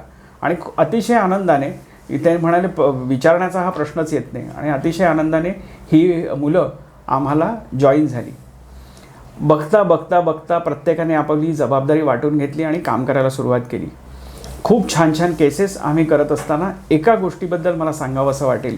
ही अतिशय वेगळी आणि अभिनव कल्पना होती. पण तुम्हाला एक गंमत म्हणून सांगतो, डोंबिवली ही कोणालाही नाराज करत नाही. डोंबिवलीकर जी माणसं आहेत ती अतिशय साधी भोळी प्रेमळ अशा स्वरूपाची आहेत आणि ह्या सगळ्यांनी आम्हाला सहकार्य केलं. वेगवेगळ्या जाती धर्म प्रांतातले लोक इथे आहेत आणि हे सगळे लोक आम्हाला मदत करतात. ह्या सगळ्या वेगवेगळ्या समाजातल्या स्तरातले वेगवेगळे काम करणारे सगळे पेशंट आहेत आमचे, आणि ह्या सगळ्यांनी आयुर्वेदिक उपचारासाठी गोडी दाखवली, आम्हाला सहकार्य केलं, आम्हाला मोटिवेट केलं. इथे आमच्या प्रॅक्टिसमध्ये उलटंच आहे की प्रत्येक पेशंट माझ्यासमोर येऊन बसतो, तो मला आधी विचारतो की डॉक्टर बरे आहात ना? आणि ही फक्त डोंबिवलीची स्पेशालिटी आहे. मी अगदी जगातसुद्धा काही ठिकाणी फिरलेलो आहे किंवा भारतातसुद्धा खूप ठिकाणी फिरलो, पण डॉक्टरांना तुम्ही बरे आहात ना आणि जाताना डॉक्टर तुम्ही पण काळजी घ्या हां असं सांगणारे डोंबिवलीकरच. या डोंबिवलीकरांनी हे आमच्या हॉस्पिटलला भरभरून प्रतिसाद दिला. इकडून लोक आता, ही मी मगाशी वाक्य सांगितलेलं आपल्या एका पेशंटचंच आहे. त्यांनी मला सांगितलं की डॉक्टर आता केरळला जायची गरज नाही, आपल्या वेशीवर सगळे पेशंट थांबतील आणि ट्रीटमेंट घेतील. अनेक महिलांनी मला सांगितलं की डॉक्टर इथे आल्यानंतर आम्हाला माहेरी आल्यासारखं वाटतं, आम्ही 5 ते 8 दिवस इकडे ट्रीटमेंट घेऊन जाणार. या सगळ्यांनी आपण मोटिवेट होतो. वेगवेगळे अनेक दुर्धर व्याधींमध्ये सुद्धा आम्ही काम करतो. कायम गुडी असा ॲप्रोच नसतो. या अनेक दुर्धर व्याधींमध्ये सुद्धा खूप चांगले चांगले डॉक्टर्स आहेत जे सांगतात की अशा नर्सिंग होममध्ये न्या जिकडे व्हेंटिलेटर नाही. अशा काही अवस्था आहेत व्याधींच्या, हे आपल्याला मान्य करायला पाहिजे. अशा वेगवेगळ्या परिस्थितीमध्ये सुद्धा डोंबिवलीकर सुजाण लोक आहेत. केवळ पैसे फेका आणि आम्हाला सगळं मिळालं पाहिजे अशी इथे अजिबात मेंटॅलिटी नाही. आणि ह्या सगळ्याचा फायदा ऑर्थोवेद म्हणून आम्ही एक समाज मन म्हणून अतिशय तरल भावनेने बघितलेलं आहे.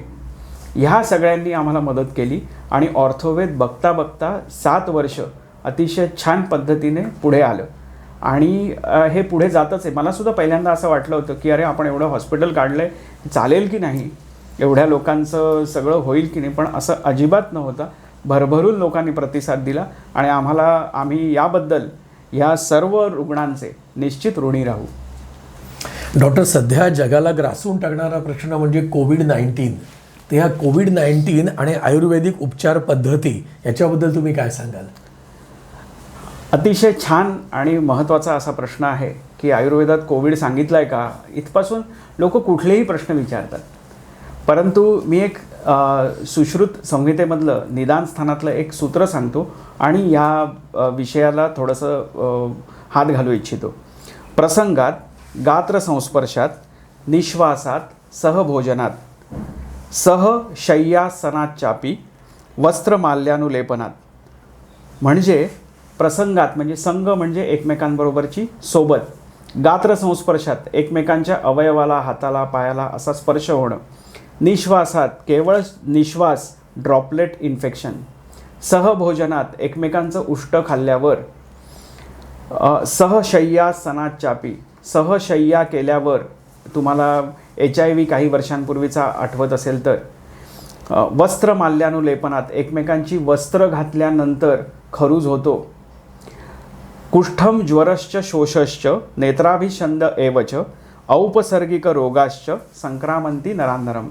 औपसर्गिक रोग, संक्रमण करणारे रोग कसे पसरतात याबद्दल सुश्रुत संहितेमध्ये असं सुंदर वर्णन केलेलं आहे. आज या गोष्टी दिसत आहेत का? हो, दिसत आहेत. कोविड त्यातलाच एक भाग आहे का? हो, भाग आहे. कोविड हा महामारी न म्हणता औपसर्गिक रोग आहे असं म्हटलं पाहिजे. जेमतेम 1% प्लेग बी किती भयानक होते. जेमतेम 1% हा मृत्यूदर असलेला हा व्याधी आहे. त्यामुळे बिलकुल घाबरून जायचं कारण नाही आहे. 1% सुद्धा कमी हा मृत्यूदर होऊ शकतो किंवा झालेला दिसतो आहे. मला असं म्हणायचं आहे की अशा पद्धतीने औपसर्गिक रोग पसरत असतात या एवढ्या सगळ्या गोष्टीतून. म्हणून मास्क लावणं आलं, म्हणून 6 फुटावर उभं राहणं आलं. 6 फुटावर उभं राहणं का आलं? कारण हा कोविड जड असतो, कोरोना व्हायरस असतो तो जड असतो. तो खूप लांबपर्यंत तरंगत जाऊ शकत नाही. तो वेगवेगळ्या सरफेसेसवर पडतो. म्हणून जर आपल्यामध्ये 6 फुटाचं अंतर असेल तर हा व्हायरस संक्रमित होत नाही. हा वेगवेगळ्या सरफेस म्हणजे लाकडावर अमुक काळ राहतो किंवा वेगवेगळ्या धातूंवर तर अमुक काळ राहतो, हे सगळं आपण सगळ्यांना माहिती असेलच. तर असे औपसर्गिक रोग पसरतात हे आयुर्वेदामध्ये सांगितलेलं आहे. त्याची घ्यायची काळजी हीच आहे, हा आपल्याला भाग माहिती आहे. परंतु हा जो नेझोफॅरिंजियल डक्ट आहे हा त्याच्या म्युटेशनचा हब मानला जातो. त्यामुळे मी मगाशी सांगितलेलं जर तुम्ही तीक्ष्ण औषधांनी सिद्ध नस्य जर वापरलं रेग्युलर तर हे औपसर्गिक रोग, ड्रॉपलेट इन्फेक्शनने होणारे औपसर्गिक रोग कमी होण्याचं प्रमाण होऊ होतं. हे आत्ता मी म्हणजे अनेक वैद्यसुद्धा सांगत आहेत, त्याच्यावर ऑब्झर्वेशन्स आहेत तशी. त्याचप्रमाणे गंडूश आणि कवल म्हणजे ब्रश करून झाल्यानंतर विशिष्ट तेलं, साधं तिळाचं तेल धरू लवंग घातलेलं, ह्या तेलाने केलेल्या गुळण्यासुद्धा तिकडे एक ऑइलची बॅरियर निर्माण करतात आणि काही प्रमाणामध्ये विषाणूंना थोपवण्याचं सामर्थ्य या क्रियांमध्ये आहे.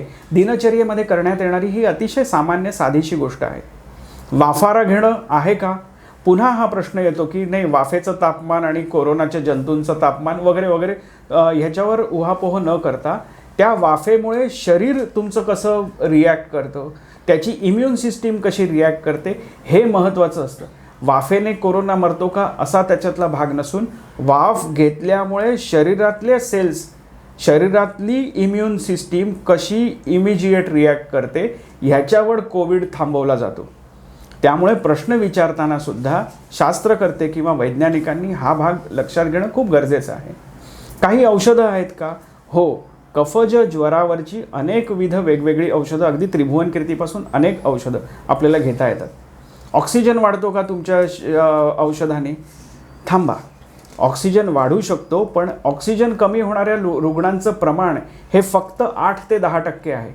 उरलेल्या 90 लोकांचं स्वास्थ्य आधी नीट राहू शकतं का, हा प्रश्न महत्त्वाचा आहे. तर हो, राहू शकतं. हे त्याचं उत्तर आहे अनेक छोट्या छोट्या उपचारांनी.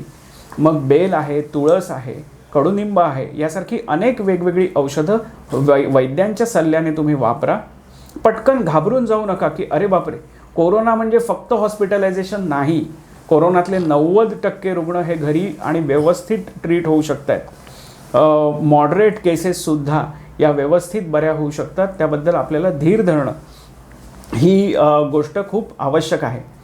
त्या औषधांबद्दल तर मी सांगितलं. एकच महत्त्वाची गोष्ट मी सांगू इच्छितो. कुठलाही व्याधी झाल्यावर आधी भरपूर फळं खा असं सांगितलं जातं. कफ वातज ज्वराची संप्राप्ती यामध्ये असते. बिलकुल फळं खाऊ नका. भरपूर फळं खाल्ली म्हणजे शक्ती येते नाही. आईनं केलेली गरम गरम पोळी जर खाल्ली तर शक्ती येते. शिजलेल्या अन्नाने फरक जास्त पडतो इम्युनिटीमध्ये. त्यामुळे भारतीय चौरस आहार जो आहे तो नित्य नियमाने योग्य वेळी जर घेतला, मध्ये मध्ये काही खाल्लं नाही, आहार मात्रा 3च वेळा जर आहार घेतलात तुम्ही, तर याचा फायदा सगळ्यात चांगला होतो. अग्नी तुमचा बळकट होईल असा आहार आणि योग्य व्यायाम करून फायदा होऊ शकतो. बाकी धाप लागणं असेल किंवा खूप विकनेस, दौर्बल्य असेल, जुलाब, सर्दी, खोकला, ताप यापैकी कुठलंही लक्षण जर आपल्याला दिसत असेल तर त्या शिकलेल्या नक्की वैद्यांकडे जा. अनेक वैद्य याच्यावर खूप चांगल्या पद्धतीनं उपचार घेत आहेत.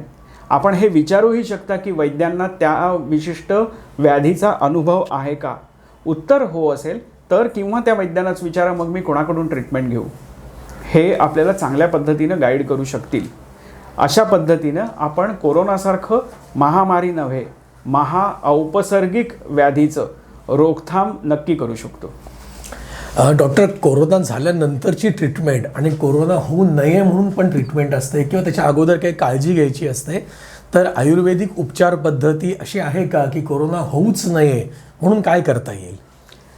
दिनचर्येचं योग्य पालन, कोरोना होऊच नये हे ठामपणे सांगणं जरी कठीण असलं तरी मी मगाशी म्हटलं तसं virus is not important virus नाही आहे, तर इम्पॉर्टंट त्याप्रती तुमचं शरीर कशा पद्धतीनं उभं राहतं हे आहे. एक लक्षात घ्या, तुमचं सैन्यबळ कमी आहे तरीसुद्धा तुमचं जर मानसिक सामर्थ्य प्रचंड असेल तर मोठ्या सैन्यालासुद्धा थोपवून आपण धरू शकतो. त्याबद्दलची स्ट्रॅटेजी प्लॅन करू शकतो. मी मगाशी म्हटलं तसं जर याचा मृत्यूदर खूप जास्त नाही आहे तर घाबरून का जावं? घाबरून न जाता आपण ह्याची स्ट्रॅटेजी प्लॅन करू शकतो. दिनचर्या पहिली महत्त्वाची गोष्ट. अत्यंत शिस्तबद्धपणे तुमचं डे प्लॅनर आखून ठेवा. कधी उठायचं, कधी झोपायचं आणि मधल्या काळात किती वेळा खायचं आणि काय खायचं प्यायचं, व्यायाम कसा करायचा, हे सगळं आपण आधी सुनिश्चित करूया. ज्या शरीराला रिदम आणि कन्सिस्टन्सी, ताल आणि सातत्य माहिती आहे ते कमी आजारी पडतं. म्हणजे याला मराठीत एक फार चांगला शब्द आहे, नेमस्त. नेमस्त जो व्यक्ती आहे त्याला खूप कमी प्रमाणात व्याधी होतात हे दिसून येतं. माफक खाणारा, माफक आहार घेणारा, त्याबरोबर माफक व्यायाम करणारा, नीती नीट ठेवणारा, दाता हा सुद्धा एक महत्त्वाचा भाग आहे. असे अनेक छोटे मोठे मनाशी रिलेटेडसुद्धा भाग आयुर्वेदाच्या स्वस्थवृत्तामध्ये सांगितलेले आहेत. जो माणूस म्हणजे ज्याला दान देण्याची सवय आहे तो सुद्धा स्वस्थ किंवा निरोगी राहतो. बघा किती महत्त्वाचा विषय आहे हा. हृदरोगामधलं याच्यावरून मी एक थोडंसं विषयांतर होईल पण मला सांगायला आवडेल की हृदरोगामधलं सगळ्यात महत्त्वाचं कारण मन दुःखी असणं हे आहे, ना की कोलेस्ट्रॉल वर्धक आहार. मन जर दुःखी असेल तर हृदयरोग होण्याची शक्यता सगळ्यात जास्ती असते. अशा पद्धतीने आहे. तर मनाचं सामर्थ्य वाढवेल अशा पद्धतीनं आपलं वर्तन असेल. आपल्या आजूबाजूचे लोक तसे असतील. साधना, सेवा, सत्संग या पद्धतीचा आपला जर आचार असेल तर ह्या सगळ्या गोष्टी निश्चितपणे आपण लांब ठेवू शकतो. आणि कायम दुसऱ्या कोणाला तरी मदत करण्याची आपली जर नैसर्गिक प्रवृत्ती आपण वाढवली तरीसुद्धा तुम्हाला आजार कमी होतील हे निश्चित आहे. डॉक्टर, तुमच्या ऑर्थोवेदची अनेक उत्पादनं आहेत. त्याला पेशंट्सकडनं, लोकांकडनं खूप मागणी असते. तर सगळ्यात जास्त मागणी असलेलं तुमचं उत्पादन म्हणजे च्यवनप्राश. तर त्याची विशिष्ट निर्मिती प्रक्रिया आणि त्याबद्दल एकंदर तुम्ही काय सांगू शकाल? आवळा किंवा कोहळा हे औषध निसर्गामध्ये खूप काळ टिकणारं आहे बघा. ते केळ्यासारखं नाही 2-3 दिवसात खराब होईल असं. आवळा अनेक दिवस राहिल्यानंतर सुद्धा तो असा मधून फुटतो, पटकन खराब होत नाही. हे फळ जर विशिष्ट पद्धतीनं याच्यावर प्रक्रिया केली तर शरीरातल्या सप्तधातूंना सामर्थ्य देण्याची क्षमता याच्यामध्ये असते. म्हणून हे फळ निवडलं गेलं आणि त्याच्यावर प्रक्रिया करून तयार केला गेला तो आहे च्यवनप्राश. अमिताभ बच्चन सांगतो म्हणून च्यवनप्राश घ्यायचा का? नाही. तुमचा वैद्य सांगेल तेव्हा तुम्ही च्यवनप्राश घ्या, अन्यथा घेऊ नका. च्यवनप्राश घेतल्यावर 2 चमचे त्यावर दूध प्यायलं तर चालेल का? साफ चुकीचं आहे. च्यवनप्राश जर दुधाबरोबर घेतला तर ते विरुद्धान्न आहे. वेगवेगळ्या 5 स्टार हॉटेलमध्ये जॅमच्या बाजूला च्यवनप्राश ठेवलेला असतो, तिथे ब्रेडला लावून खाण्यासाठी. ह्या सगळ्या विकृती आहेत. च्यवनप्राश खाण्याची पद्धत म्हणजे 2 चमचे सकाळी उठल्यावर च्यवनप्राश खावा, 2 किंवा 4 चमचे आपल्या अग्नीनुसार आपल्या वैद्याला विचारून. त्यानंतर भूक लागेपर्यंत काहीही खाऊ नये आणि 2 किंवा 3 तासानंतर भूक लागेल तेव्हा हळद घातलेलं गरम गरम दूध प्यावं. तुम्हाला बघा किती चांगले फायदे दिसतात. च्यवनप्राशचा सगळ्यात चांगला फायदा फुफ्फुसांवर आहे.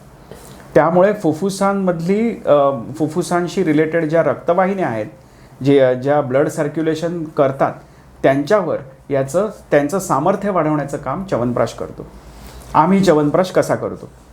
च्यवनप्राशची अगदी व्यवस्थित भट्टीची पूजा केली जाते, सागरसंगीत सोहळ्यात अगदी. त्यानंतर आम्ही 3 दिवस आणि 3 रात्र हा च्यवनप्राश करतो. आम्ही 1000 किलोच्या वर च्यवनप्राश करतो. यावेळी अनेक आयुर्वेदातले विद्यार्थी शिकायला येतात.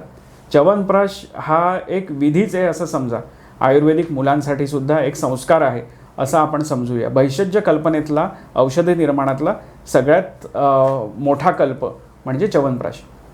वेगवेगळी 39-40 औषधं याच्यामध्ये वापरली जातात आणि थंड झाल्यावर, पूर्ण थंड झाल्यानंतर याच्यात मध घालून हा ठेवला जातो. त्यानंतर 7 दिवसांनी 8 दिवसांनी मुरल्यावर याचं पॅकिंग होतं. साधारणतः जानेवारी-फेब्रुवारीमध्ये च्यवनप्राश केला जातो, कारण तो आवळ्याचा सगळ्यात चांगला सीझन हा मानला जातो. जानेवारी-फेब्रुवारीमध्ये आपणही सगळ्यांनी मी निमंत्रित करतो, आपणही हा सोहळा बघण्यासाठी यावं असं मला वाटतं. की कशा पद्धतीने आयुर्वेदिक औषधांची रचना आहे हे फार आवश्यक आहे. अतिशय चांगल्या दर्जाची औषधं आम्ही याच्यामध्ये वापरतो. वेगवेगळे जे मसाले आहेत ते त्यावेळी कुटून त्याचं सूक्ष्म चूर्ण करून ते वापरलं जातं. अशीच ठेवलेली दुकानातली चूर्ण यासाठी वापरली जात नाहीत. आणि अशा पद्धतीने केलेला च्यवनप्राश हा निश्चितपणे लोकांना खूप फायदेशीर ठरतो. च्यवनप्राश मुळीच गोड नसतो. च्यवनप्राश हा किंचित तुरट आणि नंतर दालचिनी, पिंपळीसारख्या तिखट औषधांचा चव लागणारा असा असतो. च्यवनप्राश खाल्ल्यानंतर तुम्हाला 5-10 मिनिटांनी सुद्धा दालचिनी आणि पिंपळी आणि नंतर वेलची ही औषधं लागतात तुमच्या घशाला आणि हे आम्हाला रुग्ण सांगतात. त्यामुळे चांगला दर्जेदार च्यवनप्राश आपल्या आजूबाजूच्या कुठल्याही वैद्यांकडून तुम्ही करून घ्या, दरवर्षी करून घ्या आणि तो तुम्ही वर्षभर सेवन करा. तुम्हाला त्याचा खूप चांगला फायदा दिसून येईल. तुम्ही च्यवनप्राशबद्दल बरीच माहिती दिली. तर तसंच तुमची ऑर्थोवेदची बाकी पण बरीच प्रॉडक्ट्स आहेत. माझ्या माहितीप्रमाणे 50-55 प्रॉडक्ट्स आहेत. त्यातल्या काही प्रॉडक्ट्सबद्दल तुम्ही सांगाल तर बरं होईल. चरक संहिता म्हणजे आमचा धर्मग्रंथच. त्यात असलेलं सगळ्यात पहिलं औषध म्हणजे च्यवनप्राश जे आम्ही बनवतो. याचबरोबर गेल्या 15-20 वर्षांचा अनुभव, वैद्यकीय अनुभव असल्यामुळे आणि मी त्याच्यात वेगवेगळी औषधं वापरत होतो. स्वतः बनवून सुद्धा वापरायचो. आमच्या घरात औषधं बनवली जातात. माझी आई स्वतः औषधं बनवते, अनेक औषधं बनवते तर आम्ही गेली 15-20 वर्ष औषधं तयार करतो. ह्याच्यात एक सर्दीवरचं औषध आम्ही बनवायला सुरुवात केली आणि लहानांपासून मोठ्यांपर्यंत सगळ्यांना त्याचा फायदा होऊ शकतो. कमीत कमी साईड इफेक्ट असलेलं असं हे औषध आहे, ते म्हणजे सर्दी पुडी. हे काही औषधं म्हणजे तालीसपत्र आहे, दालचिनी आहे, पिंपळी आहे, लवंग आहे, ज्येष्ठमध आहे, अशी खडीसाखर आहे, अशी वेगवेगळी श्वास आणि कासावरची औषधं एकत्रित करून तयार केलेलं हे औषध आहे. फ्रेश वेगवेगळी औषधं आणली जातात, ती कुटून त्यानंतर हे औषध आम्ही तयार करतो. याचा फार चांगला फायदा आबालवृद्धांना होतोच, गर्भिणींनासुद्धा हे देता येतं. प्रेग्नन्सीमध्ये सुद्धा जर सर्दी खोकल्याचा त्रास असेल तर आपण हे औषध सहज घेऊ शकता. याने भूक वाढायला लागते, झोप अजिबात येत नाही, उलट हुशारी वाटायला लागते. त्याचबरोबर कोरायझॉन नावाचं औषध आम्ही पुन्हा प्राणवाह स्रोतसाचे जे व्याधी आहेत, रेस्पिरेटरी डिसऑर्डर्स, यांच्यामध्ये वापरतो. फक्त चघळायची गोळी आहे. याने तो नेझोफॅरिंजियल डक्ट जो आहे, जो खूप असा स्वच्छ व्हायला फार मदत होते. ही प्रमुख याच्यामधली औषधं जर झाली. त्याबरोबर कुष्मांड पाक, कोहळ्याचा कल्प आम्ही करतो, शतावरी कल्प करतो, जो अनेक वेगवेगळ्या पेशंट्ससाठी वापरता येतो. विशेषतः गृहिणींसाठी आम्ही हा वापरतो. पाईल्ससाठी आम्ही सुरण मुख्य औषध, सुरण त्यामध्ये प्रमुख द्रव्य असलेलं एक औषध तयार करतो, जे ब्लिडिंग पाईल्समध्ये खूप छान काम करतं. ब्लिडिंग 2 किंवा 3 दिवसामध्ये पूर्ण बंद होतं आणि अनेक रुग्णांची शस्त्रक्रिया टळून पाईल्स पूर्ण बरे होऊ शकतात. केवळ औषधांनी बरे होऊ शकतात. परंतु हे करताना मी मुद्दाम असं सांगेन की तुमच्या शिकलेल्या डॉक्टरकडे जाऊन तपासून घ्या, मगच चिकित्सा करा. कारण आपल्याला वाटतं की शौचावाटे ब्लिडिंग किंवा रक्तप्रवृत्ती होते म्हणजे पाईल्सच असेल, आपल्याला मूळव्याधच असेल आणि निघायचा कॅन्सर. असं व्हायला नको, म्हणून आपण योग्य कोणाकडे तरी तपासून घेऊन निदान करा, मग आपल्याला अशी वेगवेगळी औषधं ही वापरता येऊ शकतात. त्याचबरोबर इम्युनिटी वाढवण्यासाठी आम्ही इम्युन ऑन म्हणून औषध देतो. कॅल्शियम वाढवायला किंवा अन्य काही व्याधींसाठी सुद्धा, विशेषतः अस्थि सांधे मणक्यांच्या व्याधींसाठी, टेंडिनायटिससाठी, स्नायू जे दुखतात त्यासाठी, अशी अनेक वेगवेगळी औषधं, 50च्या वर औषधं आम्ही बनवतो आणि ती वैद्यांच्या देखरेखीखालीच तयार करत असतो. त्यामुळे आम्हाला या औषधांनी खूप छान रिझल्ट मिळतो, हे मला नक्की सांगायला आवडेल. तुमच्या ऑर्थोवेदचा पसारा वाढत चाललेला आहे, त्याची लोकप्रियता सुद्धा आता खूप वाढते आहे आणि तुम्ही पंचकर्म कोर्स सुरू केला आहे असं समजलं, तर त्या कोर्सबद्दल काय सांगाल? ही एक अतिशय चांगली गोष्ट आहे. पंचकर्म असिस्टंट कोर्स म्हणून आम्ही 12 ते 18 रविवारचा असा कोर्स सुरू केला आहे, ज्यामध्ये 10वी 12वी झालेली सुद्धा मुलं ॲडमिशन घेतात. आत्ताच आमच्याकडे स्वतः आमच्या हॉस्पिटलमध्ये 2 जणं जे नोकरी करत आहेत ते हा कोर्स करूनच आलेले आहेत. तुम्ही अशा आम्ही त्याच्यामध्ये थेरॉटिकल नॉलेज देतो आणि त्याच्यानंतर इंटर्नशिप म्हणजे आमच्याकडेच तुम्ही त्याच्यावर वेगवेगळ्या रुग्णांवर आम्ही त्याचे प्रयोगही करून दाखवतो. अशा पद्धतीने जसा नर्सिंगचा कोर्स चालतो तसा पंचकर्म असिस्टंटचा कोर्स हा आमच्याकडे चालतो आणि त्याच्यात आम्ही अनेक मुलांना आत्तापर्यंत शिकवले. आत्तापर्यंत जवळपास 30 लोक ही आमच्याकडे शिकून गेलेली आहेत. पुढे आयुर्वेद अनेक ठिकाणी वाढत आहे. अनेक ठिकाणी आयुर्वेदिक दवाखाने, पंचकर्मचे दवाखाने किंवा हॉस्पिटल्स ही निर्माण होतील. त्यावेळी यांना खूप चांगल्या पद्धतीची नोकरीची संधी ही मिळू शकेल. सध्या सगळीकडेच ई लर्निंग जोरात आहे आणि कोरोना काळामध्ये ई लर्निंगचं महत्त्व वाढत चाललेलं आहे. तर तुमचं श्रेयस ई लर्निंग कोर्स म्हणून सुद्धा प्रसिद्ध आहे. तर त्या ई लर्निंगबद्दल काय सांगाल? तुम्ही जितके तरुण मुलांमध्ये राहता तितकं तुम्ही तरुण राहता असं एक म्हटलं जातं आणि ते खरंच आहे. कोरोना काळ सुरू झाल्यानंतर ई लर्निंग किंवा ऑनलाईन टीचिंग हा सगळा भाग मला स्वतःला फार नवीन होता. परंतु मी मगाशी ज्यांचा उल्लेख केला त्या 5 मुलांची जी टीम आहे, ह्यांनी वेगवेगळ्या पद्धतीचे कोर्सेस हे अटेंड करायला सुरुवात केली. वैद्यकशास्त्रामध्ये कुठलंही वैद्यकशास्त्र असो त्यामध्ये स्वतःला अपडेट करणं हे फार महत्त्वाचं मानलं जातं. त्यामुळे आमच्या हॉस्पिटलमधून प्रत्येक डॉक्टर मुलाला ही दर 3 महिन्यांनी 10 दिवसाची सुट्टी मिळते. त्याला अपडेट करण्यासाठी ती असते. वेगवेगळ्या देशामध्ये चालणाऱ्या कुठलाही कोर्स तो त्यासाठी अटेंड करू शकतो. त्याने फक्त त्याचं ज्ञानवर्धन व्हावं आणि रुग्णांना त्याची मदत व्हावी हे अपेक्षित असतं. श्रेयस ई लर्निंग हे या मुलांनी सुरू केलेली एक अतिशय अभिनव कल्पना. थोड्याच काळामध्ये अनेक लोकांशी आपले कॉन्टॅक्टर असतात, पण त्याचा असा सदुपयोग करून घ्यावा हे मलासुद्धा स्वतःला आधी सुचलं नाही.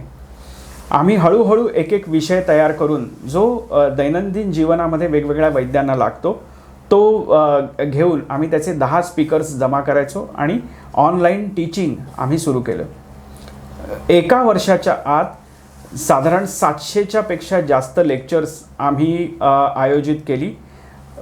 पॅन इंडिया पूर्ण भारतभरातून आम्हाला जवळपास 150च्या वर स्पीकर्स मिळाले. ते आम्हाला जॉईन झाले आणि आमचा एक मोठा समूह किंवा कुटुंब तयार झाला.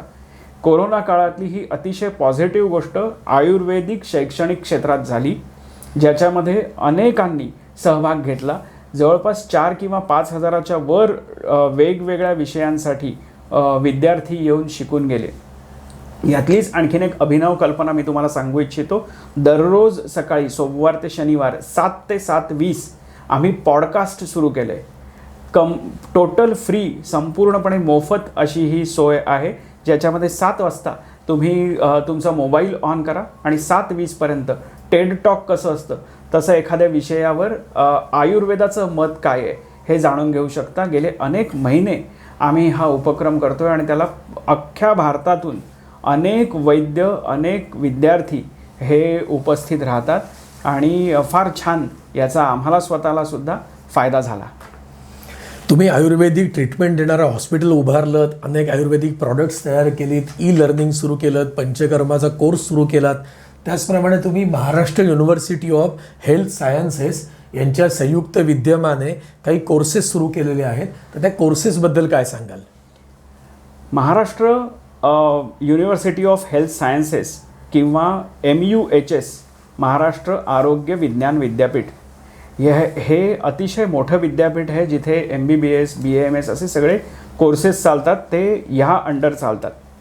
यांचे काही फेलोशिप कोर्सेस असतात. हे फेलोशिप कोर्सेस म्हणजे वेगवेगळ्या व्याधींशी रिलेटेड असतात. आमच्याकडे पंचकर्म आणि क्षारसूत्र असे 2 कोर्ससाठी आम्ही अप्लाय केलं.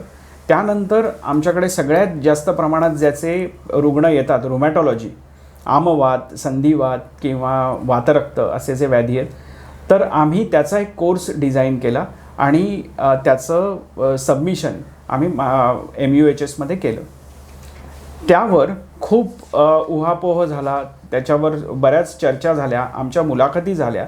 त्यानंतर येऊन इकडे इंटरव्ह्यू घेतले गेले. असं खूप मोठं काम 1 वर्षभर चाललं होतं आणि 1 वर्षाने आम्हाला याची मान्यता मिळाली. फेलोशिप इन आयुर्वेदिक रुमॅटॉलॉजी हा कोर्स अख्ख्या भारतात, फक्त डोंबिवलीत नाही, फक्त महाराष्ट्रात नाही, अख्ख्या भारतात आपल्या ऑर्थोवेद हॉस्पिटलमध्ये आहे आणि ह्याचा आम्हाला अतिशय आनंदही होतो, अभिमानही आहे आणि आम्ही त्याबद्दल कृतज्ञही आहोत. तर या पद्धतीनं हा जो रुमॅटॉलॉजीचा कोर्स आहे हा 1 वर्षाचा कोर्स असतो, ज्याच्यात आम्ही मॅक्झिमम 7 विद्यार्थ्यांना शिकवू शकतो. कारण बेडची संख्या, OPDतली संख्या या सगळ्यावर तो रेशो अवलंबून असतो आणि अख्ख्या भारतभरातून इथे विद्यार्थी येऊन हा विषय शिकू शकतात. फक्त दुर्दैवाने कोरोना काळ असल्यामुळे इथे येऊन राहणं आणि शिकणं हे विद्यार्थ्यांना जमलं नाही, पण ऑनलाईन आम्ही तो कोर्स चालवला. ऑफलाईन याच्यामध्ये बेडसाईड क्लिनिक्ससुद्धा असतात, म्हणजे बेड पेशंट ॲडमिट आहे तर त्याच्यावर शिकवलं जातं विद्यार्थ्यांना. हा सुद्धा क्लिनिशियन्ससाठी सगळ्यात महत्त्वाचा भाग आहे, तर तो ह्या कोर्समध्ये इन्क्लुडेड आहे. अशा पद्धतीने 1 वर्ष एकाच व्याधीमध्ये सातत्याने अभ्यास करून चांगला वैद्य तयार होणं हे या फेलोशिप कोर्सेसचं मोटो किंवा उद्देश आहे. ह्याचं आम्हाला मार्गदर्शन आणि आम्हाला हे करायची संधी, परवानगी ही या MUHSने दिली, त्याबद्दल आम्ही अत्यंत कृतज्ञ आहोत. सध्याच्या कोरोना काळामध्ये अनेक लोकांना नोकरी आणि व्यवसायाच्या संधी कशा मिळतील याची विवंचना पडलेली आहे. तसंच जे नव उद्यमी तरुण असतात ते नेहमी नवीन संधी आणि नवीन व्यवसाय कसे मिळतील याच्या प्रयत्नामध्ये असतात. तर आयुर्वेदाचा प्रसार आणि प्रचार करण्याचं कार्य तुम्ही करत आहात. तर जे मेडिकल क्षेत्राशी संबंधित नाहीत अशा तरुणांना संधी उपलब्ध करून देण्याच्या दृष्टीने तुम्ही काय करू शकाल? डॉक्टर्स असतील तर त्यांना वेगवेगळ्या पद्धतीचं ट्रेनिंग देऊन आम्ही वेगवेगळे दवाखाने काढावेत असा आमचा मानस आहे. त्यांना चांगल्या पद्धतीचं क्लिनिकल नॉलेज, अपडेटेड नॉलेज आणि विशिष्ट पद्धतीने जर आपण ट्रेन करायला लागलो तर खूप छान डॉक्टर्स तयार होऊ शकतात. शिक्षण पद्धतीमध्ये काय म्हणजे सगळ्यासाठीच सगळे पुरे पडू शकत नाहीत. त्यामुळे स्पेशालिटी ट्रेनिंग असतं, हे जर आपण डेव्हलप करू शकलो तर आपल्या आयुर्वेदिक पुढच्या विद्यार्थ्यांना खूप फायदा होऊ शकतो. आणि ते एकांगी नसावं, त्याच्यामध्ये सगळं त्या विद्यार्थ्यांना यावं. कारण वैद्यकशास्त्र हे एवढं अगाध आहे की आपण कितीही शिकू ते कमीच आहे. त्यामुळे एकांगी विचाराने प्रेरित होऊन कुठलंही शिक्षण उपयोगाचं नाही. वेगवेगळ्या माध्यमातून आम्ही हे शिकवू शकतो आणि त्या पद्धतीने आत्ता वैद्य घडवण्याचा आणि त्यानंतर त्यांच्या उपजीविकेसाठी वेगवेगळे दवाखाने करण्याचा आमचा मानस आहे. हा पहिला भाग. पंचकर्म असिस्टंट कोर्सद्वारे जर अगदी 10वी 12वी गरजू विद्यार्थी इथे शिकले तर त्यांना चांगल्या प्रकारे पंचकर्म असिस्ट करता येऊ शकतं आणि ते वेगवेगळ्या दवाखान्यांमध्ये त्यांना नोकरीची संधी उपलब्ध होऊ शकते.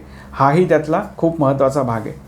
एक लक्षात घ्या, आयुर्वेदिक क्षेत्र हे खूप मोठ्याने फोफावत चाललेलं आहे, खूप जोरात फोफावत चाललेलं आहे. तर साध्या मी मगाशी म्हटलं तसं जळवासुद्धा $20 आणि $25 भारताबाहेर पाठवल्या जातात. हे सुद्धा एक उद्योगाचं क्षेत्र आपलं होऊ शकतं. डोंबिवलीसारख्या छोट्याशा चिमुकल्या शहरामध्ये 25च्या वर केवळ आयुर्वेदिक औषधं विकणारी दुकानं आहेत, शॉप्स आहेत 25च्या वर, आणि ही सगळी उत्तम प्रकारे चालत आहेत. जर अशा पद्धतीने आपणही ठरवलं तर आयुर्वेदामध्ये व्यवसाय म्हणून सुद्धा खूप छानपणे बघू शकतो. आयुर्वेदीय औषधी निर्माण तर आम्ही करत आहोत आणि त्याला आता FDA ची मान्यतासुद्धा आम्हाला मिळालेली आहे. अशा अनेक गोष्टी आपल्याला करता येऊ शकतील उद्योग. डॉक्टर, तुम्ही आयुर्वेदिक उपचार, त्यांचा प्रचार आणि प्रसार याबद्दल बरंच मोठं काम करत आहात. तर त्याबद्दल भविष्यकालीन काही तुमच्या योजना असतील तर त्या आम्हाला सांगा. सगळ्यात मुख्य म्हणजे लोक विचारतात की आयुर्वेदात संशोधन आहे का. एकच छोटीशी गोष्ट मी माझ्या प्रॅक्टिसमधले सुद्धा हा लूप होल आहे असं सांगू शकतो, ते म्हणजे डेटा मॅनेजमेंट. हा डेटा योग्य पद्धतीने ठेवला जात नाही. जर रुग्णांना अगदी पहिल्या दिवसापासून शेवटच्या दिवसापर्यंत त्याची असलेली ऑब्झर्वेशन्स ही जर नीट लिहिली गेली, ती जर कम्प्युटराइज्ड केली गेली आणि हा डेटा जर जनरेट झाला प्रॉपर, तर आयुर्वेदाला जगन्मान्यता निश्चित मिळू शकते. हा एकच लूप होल आहे की डेटा त्याचा प्रॉपर नाही, तो विस्कळीत आहे. जर अनेक वैद्यांची अशी ऑब्झर्वेशन्स एकत्र केली गेली, केवळ रुमॅटॉइड आर्थरायटिस आहे, केवळ टाचदुखी आहे, आणि तुमच्याकडे अख्ख्या भारतातल्या लोकांचा जर डेटाबेस असेल, त्यांना कोणी काय काय वापरलं वगैरे, हा सगळा पुढचा भाग. परंतु हे जर एकत्रित होऊ शकला हा डेटा, तर त्याचा खूप चांगला फायदा आयुर्वेदाच्या फील्डला होऊ शकतो. त्यामुळे सगळ्यात महत्त्वाचं आहे याच्यामध्ये तो डेटा मॅनेजमेंट.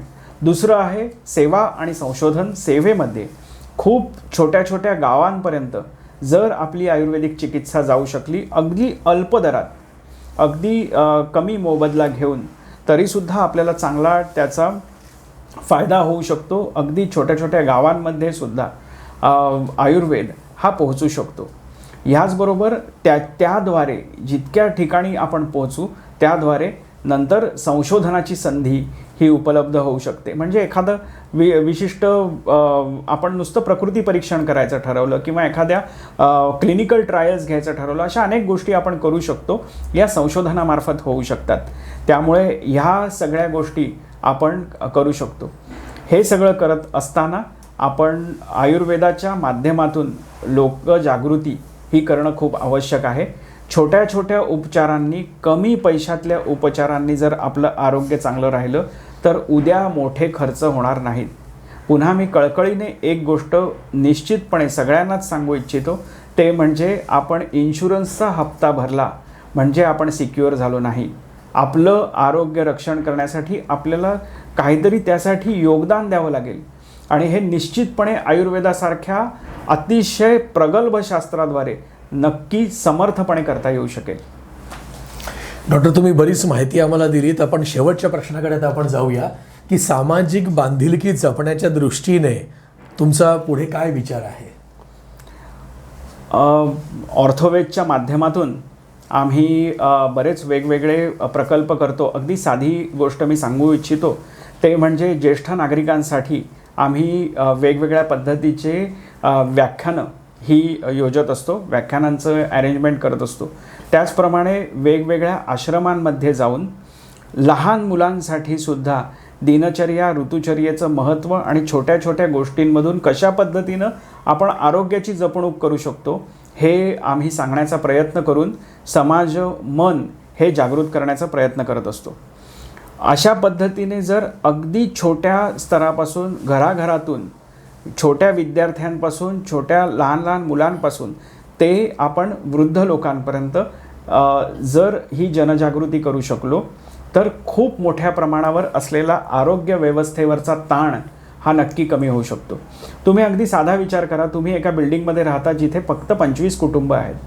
या 25 कुटुंबांना तुम्ही दिनचर्या, ऋतुचर्या आणि स्वस्थवृत्ताचं महत्त्व पटवून दिलं आणि एक अख्ख्या वर्षात ही 25 जर कुटुंबच आजारी पडली नाहीत तर वाचणारा पैसा, न होणारा मनस्ताप आणि त्याद्वारे एक सक्षम समाज मन तयार होणं हे किती छान गोष्ट असू शकते.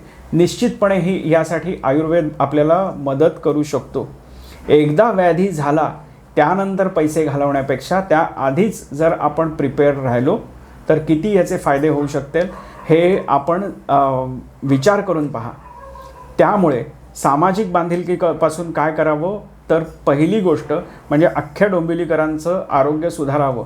एवढंच जरी आपण केलं तरी 12-15 लाख लोक ही स्वस्थ किंवा निरोगी राहू शकतील.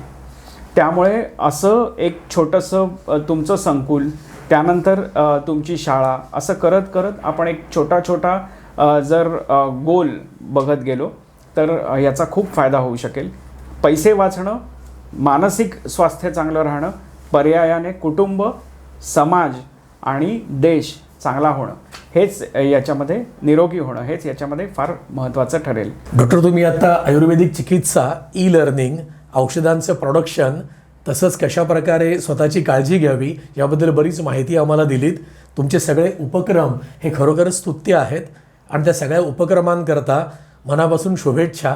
तुमच्या ज्या काही इच्छा आहेत त्या सगळ्या लवकरच पूर्ण होतील आणि आयुर्वेदिक प्रसार आणि प्रचार यामध्ये खूप मोठं कार्य तुमच्याकडे होऊ शकेल अशी आम्ही सगळ्यांच्या बाजूने तुम्हाला एक शुभेच्छा देतो.